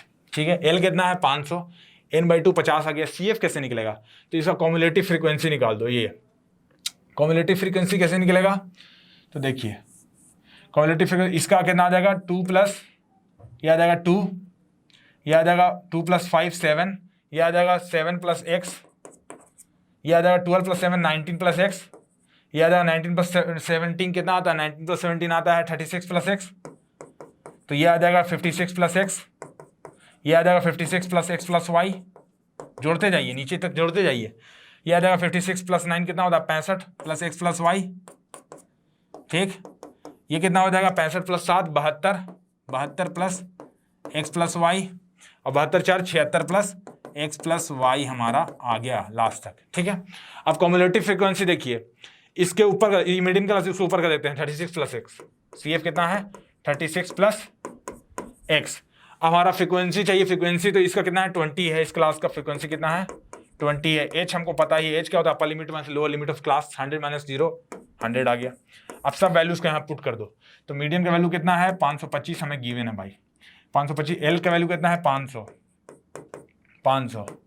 Plus n/2 का वैल्यू कितना है 50, CF का वैल्यू 36 + x 36 - x हो गया, इंटू H का वैल्यू 100 अपॉन F का वैल्यू कितना है 20। अब इसको सिंप्लीफाई कर लो, सिंप्लीफाई कर लोगे अगर तो यहाँ पे लिख देते हैं, सिंप्लीफाई करेंगे तो 525 - 500 कितना आ जाएगा 25। ठीक, उसके बाद 50 - 36 कितना होता है 14 - x, 100/20, 20 से कितना बार में कटेगा 5 बार में, तो कितना आया 5 × 14 - x, 5 × 14 - x। ठीक है, तो यहाँ से देखिए 5 × 5 = 25 आ जाएगा ना। ठीक है, तो 5 = 14 - x आया। ठीक है, तो 5 + x = 14 आ जाएगा, तो x कितना है 14 - 5, तो x कितना आ जाएगा 9 आ जाएगा। x 9 आ गया, तो y की वैल्यू कैसे निकालेंगे भाई कैसे निकालेंगे, 76 + x + y कितने के बराबर है 100 के बराबर, कॉम्युलेटिव फ्रीक्वेंसी सम है n। तो x प्लस वाई किसके बराबर आ गया 76, 100 माइनस 76 24। x प्लस वाई कितना गिवन हम लोग को 24। तो x अगर 9 आया तो y का वैल्यू कितना आना चाहिए भाई, कितना आना चाहिए बताइए बताइए जल्दी बताइए। तो 9 है तो 15 आ जाएगा हमारा y का वैल्यू। y का वैल्यू 15, 15 5 20 4 24। तो 9 आपका x का वैल्यू आया और y का वैल्यू 15 आया। ठीक है, आगे बढ़ते हैं नए क्वेश्चन पर। नया क्वेश्चन हमें, अब हम सेक्शन ई में आए हैं, case based questions, last section है। ये क्वेश्चन है, इसमें टाइलिंग का है, इसको खुद से पढ़ लीजिएगा, ये कुछ इतना काम की चीजें हैं नहीं, बस ऐसे ही थ्योरी लिखी हुई है, फिर आप दिखा हुआ है यहाँ पर। ठीक है, अब आया मेन पार्ट, ये डायग्राम से हमको मतलब रखना है। Use the above figure to answer what is the length of the line segment joining B and F. B और एफ को ज्वाइन करने वाला लाइन का पॉइंट बताओ। तो बी कितना है, बी है 1,2, बी है 1,2। एफ कितना भाई साहब, एफ है हमारा -1,9, -2,9, ठीक है, -2,9। तो बी एफ का लेंथ निकालिए डिस्टेंस फॉर्मूला से। डिस्टेंस फॉर्मूला क्या होता है, x2 - x1 का whole square plus y2 - y1 का होल स्क्वायर अंडर रूट। तो अंडर रूट कितना आ जाएगा, 1 - 2 कितना आ जाएगा 3 का होल स्क्वायर प्लस 2 - 9 -7 का होल स्क्वायर। 49 + 9 कितना होता है 58, under root 58 units will be the answer of 1। तो 1 का कितना आंसर आ गया, अंडर रूट 58 यूनिट्स। ठीक है, एक को हमने यूनिट्स मान लिए हैं। अब the centre Z of the figure will be the point of intersection of the diagonal quadrilateral WXOP। WXOP कौन है भाई, तो W हमारा है ये, X हमारा ये है, O ये है, P ये है, इसको ज्वाइन कर दो, इसको ज्वाइन कर दो। तो एक देखिए जितना डिस्टेंस यहां से यहां है उतना बराबर है। ये एक ट्रायंगल का रूप ले रहा है ना, यहां से यहां का लेंथ देखिए -4 0 से इसका लेंथ, ये भी बराबर आएगा, इसका ये भी बराबर आ रहा है और पैरेलल आ रहा है, इक्वल आ रहा है। तो ये देखिए अगर ये एक ट्रायंगल है, ठीक है, इसके जो डायगोनल्स होंगे, इसके जो डायगोनल्स होंगे वो मीट कहां करेंगे, इंटरसेक्शन करेंगे। ठीक है, आपस में बाइसेक्ट करेंगे डायगोनल्स। हमको चाहिए क्या, हमको चाहिए कि Z जो है, सेंटर जो है वो हमारा है point of intersection of the diagonals. तो पॉइंट ऑफ इंटरसेक्शन कैसे निकालते हैं, इसका x और p का आप मिड पॉइंट निकाले। x का पॉइंट कितना है -4, 0 x का पॉइंट है। p का पॉइंट कितना है 3, 11, ये है ना। p और x का पॉइंट पता चल गया, तो निकाल लीजिए इसका 3 + -4/2 कितना था -1/2। 11 + 0/2 कितना हो जाएगा 11/2। तो z पॉइंट आ गया हमारा 11 -1/2, 11/2, ये आ गया मिड पॉइंट, क्योंकि डायगोनल्स बाइसेक्ट करते हैं तो मिड पॉइंट होगा z, ये z पॉइंट है। ठीक, अब इसमें आप मिटा लीजिए, अब नया क्वेश्चन बनाना है। ठीक है, what are the coordinates of the point on y axis equidistant from a and g। a पॉइंट कौन सा है, ये वाला पॉइंट -2,2, और g पॉइंट कौन सा है, g पॉइंट है हमारा ये वाला -4,7। तो अब फिर से बना लेते हैं इस क्वेश्चन को। तो हमारा पूछ क्या रहा है, a और g से इक्वी डिस्टेंस। a पॉइंट क्या लिखा हुआ है, a पॉइंट हमारा गिवन है -2,2, ठीक है, और g पॉइंट कौन सा गिवन है, g है -4,7, g है -4,7। और ये कौन से लाइन पे है, ऑन y एक्सिस, मतलब x कोऑर्डिनेट ये 0 है, तो x कोऑर्डिनेट इसका 0 हो जाएगा। तो ये कौन सा पॉइंट है, ये कौन सा पॉइंट है 0, y। तो इसका डिस्टेंस दोनों से बराबर होगा, इससे इसका डिस्टेंस बराबर होगा। ठीक है, ये b पॉइंट मान ले रहे हैं। तो BA = BG होगा, तो डिस्टेंस निकाल लो। 0 - -2 का फॉर्मूला कितना हो जाएगा, 0 - -2 कितना होता है 2 स्क्वायर प्लस y - 2 का होल स्क्वायर = अंडर रूट 0 - -4 कितना है 4 का स्क्वायर प्लस y - 7 का होल स्क्वायर। ठीक है, इतना आ जाएगा। तो ये आ जाएगा, स्क्वायरिंग कर दो दोनों साइड, y स्क्वायर की टर्म्स आएंगी और y की वैल्यू निकल जाएगी। ये कितना आएगा, दोनों स्क्वायरिंग कर दो, 4 प्लस, तो खोल दो y स्क्वायर प्लस 4 - 4y = 4 का स्क्वायर कितना होता है 16 plus y square plus 49 - 14y। ठीक है, y स्क्वायर गायब। ठीक है, 4 + 4 8, 16 में से 8 गया, उधर गया, कितना आया, उधर कितना आया, ये 4 और ये 4, 8 उधर गया तो कितना आया -4y प्लस 14y और 16 माइनस 8 8 हो जाएगा, और 8 प्लस 49 कितना होता है, 8 प्लस 49 कितना होता है, 57। ठीक है, तो हमारा देखिए -4y प्लस 14y करेंगे तो कितना आएगा, 10y आ गया हमारा 57। तो y का वैल्यू कितना आ जाएगा, 5.7, 57/10 5.7। समझ गए, इसका आंसर कितना आया, 5/5.7। ठीक है, क्लियर है। अगला क्वेश्चन है, what is the area of trapezium में निकालना है इसमें। ट्रेपेजियम किसका बोल रहा है भाई, किसका बोल रहा है, AFGH का, AFGH। तो AFGH कौन सा है, ये वाला AFGH ये है। ठीक है, तो देखिए एरिया ऑफ ट्रेपेजियम क्या होता है, half into sum of parallel sides into distance between them. ठीक है, सम ऑफ पैरेलल साइड्स, इसका GH का लेंथ कितना है, 3 यूनिट्स। ठीक है, इसका लेंथ कितना है यहाँ से -2 से 7 यूनिट्स, और इसका 3 यूनिट्स। तो half into sum of parallel कितना, 7 + 3 10 हो गया।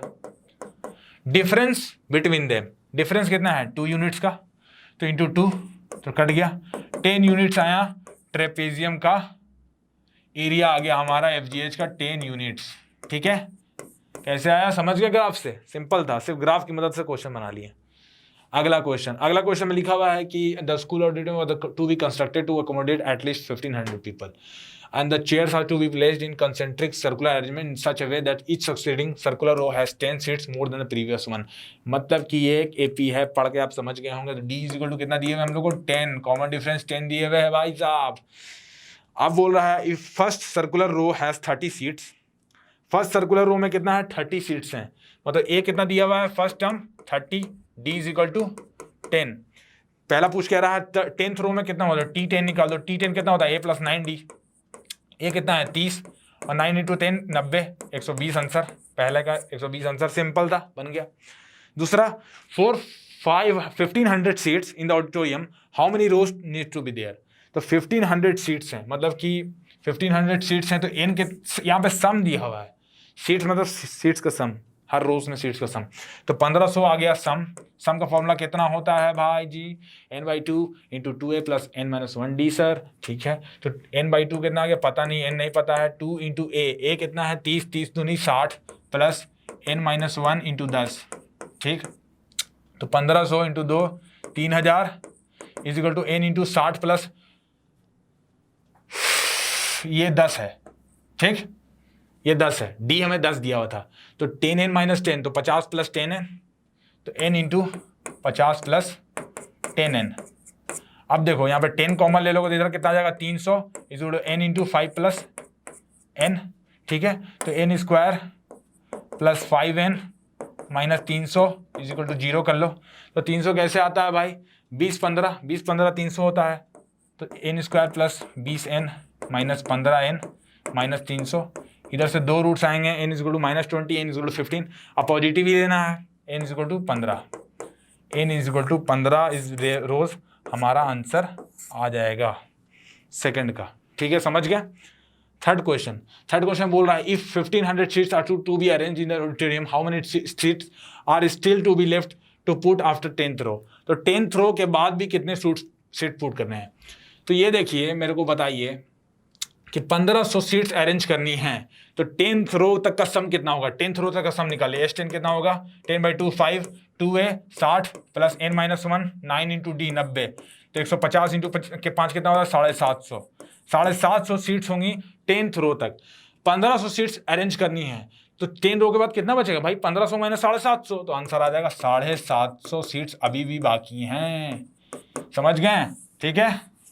अब अगला, if there were 17 rows in the auditorium, how many seats will be there in the middle row. Middle row मतलब कि मिडिल नंबर पूछ दिया, मिडिल नंबर कैसे निकालेंगे, 17 रो है तो 17 + 1/2 कितना आ जाएगा, 9th रो निकालना है। 9th रो में कितनी सीट्स होंगी, 9th रो निकालना है, T9 निकाल दो भाई, a + 8d आ जाएगा। a कितना आता है हम लोग का, a हम लोग का गिवन कितना था 30, 8 × 10 80, 110 सीट्स। तो हमारा 110 सीट होगा मिडिल टर्म में। ठीक है, समझ में आ गया, क्लियर है। बढ़िया क्वेश्चन था, एपी का क्वेश्चन था, सिर्फ आपको भटकाया गया बड़े बड़े सेंटेंसेस यूज करके, और कोई बात नहीं थी। Last question of this sample paper, ये हमारा लिखा हुआ बड़ा टफ भाषा में, एक बार आप पढ़ लीजिएगा ATC वगैरह, ये देख के बच्चे डर भी जाएंगे कि भाई कहाँ से एयर ट्रैफिक कंट्रोल पूछ दिया हमें, कहाँ किस जमाने का क्वेश्चन है। नहीं भाई, उतना टफ नहीं है, बस देखो डराया गया है। ATC find that the angle of elevation of an airplane from a point on a ground is 60 degree. 60 degree angle of elevation है, ठीक है, एक पॉइंट का 60 degree is the elevation after a flight of 30 second. 30 second की flight के बाद observe किया जाता है कि एंगल ऑफ एलिवेशन चेंज हो गया 30 डिग्री में। Height of the plane remains constantly as 3000√3 metre. Use the above information to answer the below questions. पहली बात तो बोल रहा है डायग्राम, बिना डायग्राम बने काम भी नहीं चलेगा। देखिए क्वेश्चन बोल रहा है ये कि 60 डिग्री है इसका एंगल ऑफ एलिवेशन, तो एंगल ऑफ एलिवेशन कितना मान लेते हैं 60 डिग्री। एक पॉइंट होगा P, ये होगा, ये कितना हो जाएगा 60 डिग्री एलिवेशन। अब बोल रहा है जब वो 30 सेकंड ट्रैवल कर जाता है, मान लीजिए 30, मान लीजिए इसकी वेलोसिटी कितनी है v, तो 30v मतलब इतने डिस्टेंस के बाद इसका कितना हो जाता है 30 डिग्री हो जाता है, ठीक है। और हाइट हमेशा से कांस्टेंट है, हाइट कितना है, हाइट हमेशा से कांस्टेंट है, वो है 3000√3 मीटर। 3000√3 मीटर कांस्टेंट है, ठीक। तो एक काम हम लोग को करना क्या है, पहला तो हम डायग्राम बनाना है, डायग्राम बना लिए हैं। देखिए यही डायग्राम होगा, ये है प्लेन, प्लेन यहाँ से मूव कर गया तो 30 डिग्री, पहले 60 डिग्री था, ठीक है। अब देखिए what is the distance travel by the plane in the 30 seconds. 30 second में ये डिस्टेंस कितना ट्रैवल किया, ठीक है, ठीक है। तो पहले देख लीजिए ये AD का लेंथ हम लोग निकाल लेते हैं, ठीक है। तो AD का लेंथ कैसे आएगा, ये है PD कितना दिया हुआ है, हाइट हम लोग 3000√3 और ये 60 दिया हुआ है, तो tan 60 से P/V से हम लोग AD निकाल सकते हैं। तो tan 60 कितना होता है, tan 60 is equal to 3000√3 upon PD। tan 60 कितना होता है √3, तो PD कितना हो गया 3000 मीटर। 3000 मीटर हमारा PD आ गया, ये वाला AD ये AD है, ठीक है। AD लेंथ हमारा आ गया आपको 3000 मीटर, ठीक है। A से लेकर D का डिस्टेंस आ गया 3000 मीटर। अब देखिए हम लोग को बोल रहा है कि डिस्टेंस निकालना है जहाँ पे प्लेन 30 सेकंड चला, 38 सेकंड चला, तो हमको ये निकालना पड़ेगा D से लेकर S पॉइंट, DS पॉइंट, ये वाला पॉइंट, DS पॉइंट, ये वाला पॉइंट, ठीक है। तो ये देखिए अब इस ट्रायंगल में बात करते हैं, AOS में, बड़े वाले ट्रायंगल में। इस ट्रायंगल में देखिए tan 30 is equal to 3000√3 upon AS, ठीक है। तो tan 30 is equal to, tan 30 कितना होता है, tan 30 हमारा होता है 1/√3 is equal to 3000√3 by AS, यही हो जाएगा। तो AS कितना हो गया हमारा, AS हो गया 9000 मीटर, AS हो गया हमारा 9000 मीटर, ठीक है। हमको डिस्टेंस क्या चाहिए था, DS चाहिए था, तो DS क्या होगा AS माइनस AD। AD कितना निकाला 3000 मीटर, 9000 माइनस 3000 कीजिए तो DS कितना आ गया हमारा, DS जो हमको लेंथ चाहिए था ये वाला, ये आ गया हमारा 6000 मीटर आंसर। सिंपल क्वेश्चन, ठीक है, थोड़ा मोड़ा बस डायग्रामेटिकली देखना था उसको। Keeping the height constant during the above flight if the observe that the 15√3 seconds के लिए the angle of elevation change to 45 degree, how much is the distance travel in that duration. तो अब क्या किया है, सेम रखा है, इसने बात को सेम रखा है, बस एक गड़बड़ी इसने कर दिया है, इसने यहाँ पर ये 45 डिग्री कर दिया है, ठीक है। ये 60 था, 30 की जगह 45 कर दिया। तो अब बताइए कि ड्यूरेशन में कितना चला होगा, तो फिर से वही है कि ये हाइट कितना है 3000√3, 3000√3 है, तो ये पूरा लेंथ कितना आ जाएगा, tan 45 इज 3000√3 अपन 3000√3, इस पूरा लेंथ कितना आ जाएगा 3000√3। अब tan 60 इज इक्वल टू कितना होता है 3000√3 अपॉन ये लाइन मान लेते हैं AB, तो tan 60 is equal to 3000√3 upon AB, तो tan 60 कितना आ गया √3 is equal to 3000√3 upon AB। तो AB कितना आ गया हमारा, AB आ गया 3000 आ गया हमारा, ठीक है। तो ये पॉइंट जो है यहाँ से यहाँ का डिस्टेंस, यहाँ से यहाँ का, इसमें से इसको घटा देंगे, इसमें से इसको घटाएंगे तो कितना आएगा 3000 इंटू √3 - 1, ये आंसर आएगा ये वाला और वाले का। अब स्पीड ऑफ प्लेन फाइंड करना है किलोमीटर पर आवर में, तो यहाँ देखिए हमारा कितना आया था, इसका पॉइंट कितना आया था 6000 मीटर, 60 सेकंड में कितना चला था ये 6000 मीटर, इसको कर लो 6000 मीटर अपॉन 30 सेकंड कितना आ जाएगा 200 मीटर पर सेकेंड, 200 मीटर पर सेकेंड, किलोमीटर पर आवर में कितना है, 18/5 कर लो, 5 × 40 कितना आ जाएगा, 40 × 18 कितना होता है, 720 किलोमीटर पर आवर। बाप रे बाप, 720 किलोमीटर पर आवर की स्पीड से ये दौड़ रहा था। समझ गए, क्लियर हो गया, बढ़िया। और कुछ, तो हमारा सैंपल पेपर का सारा क्वेश्चन पेपर क्लियर हो गया। उम्मीद करता हूँ आपको सेशन पसंद आया हो। अगर आपको अच्छा लगा तो प्लीज़ लाइक करें, सब्सक्राइब करें और अपने दोस्तों में शेयर करें, और ख़ास करके उन दोस्तों में जो सीबीएसई एग्ज़ाम देने वाले हैं, 10th का एग्ज़ाम देने वाले हैं, उनमें ज़रूर शेयर करें। Thank you.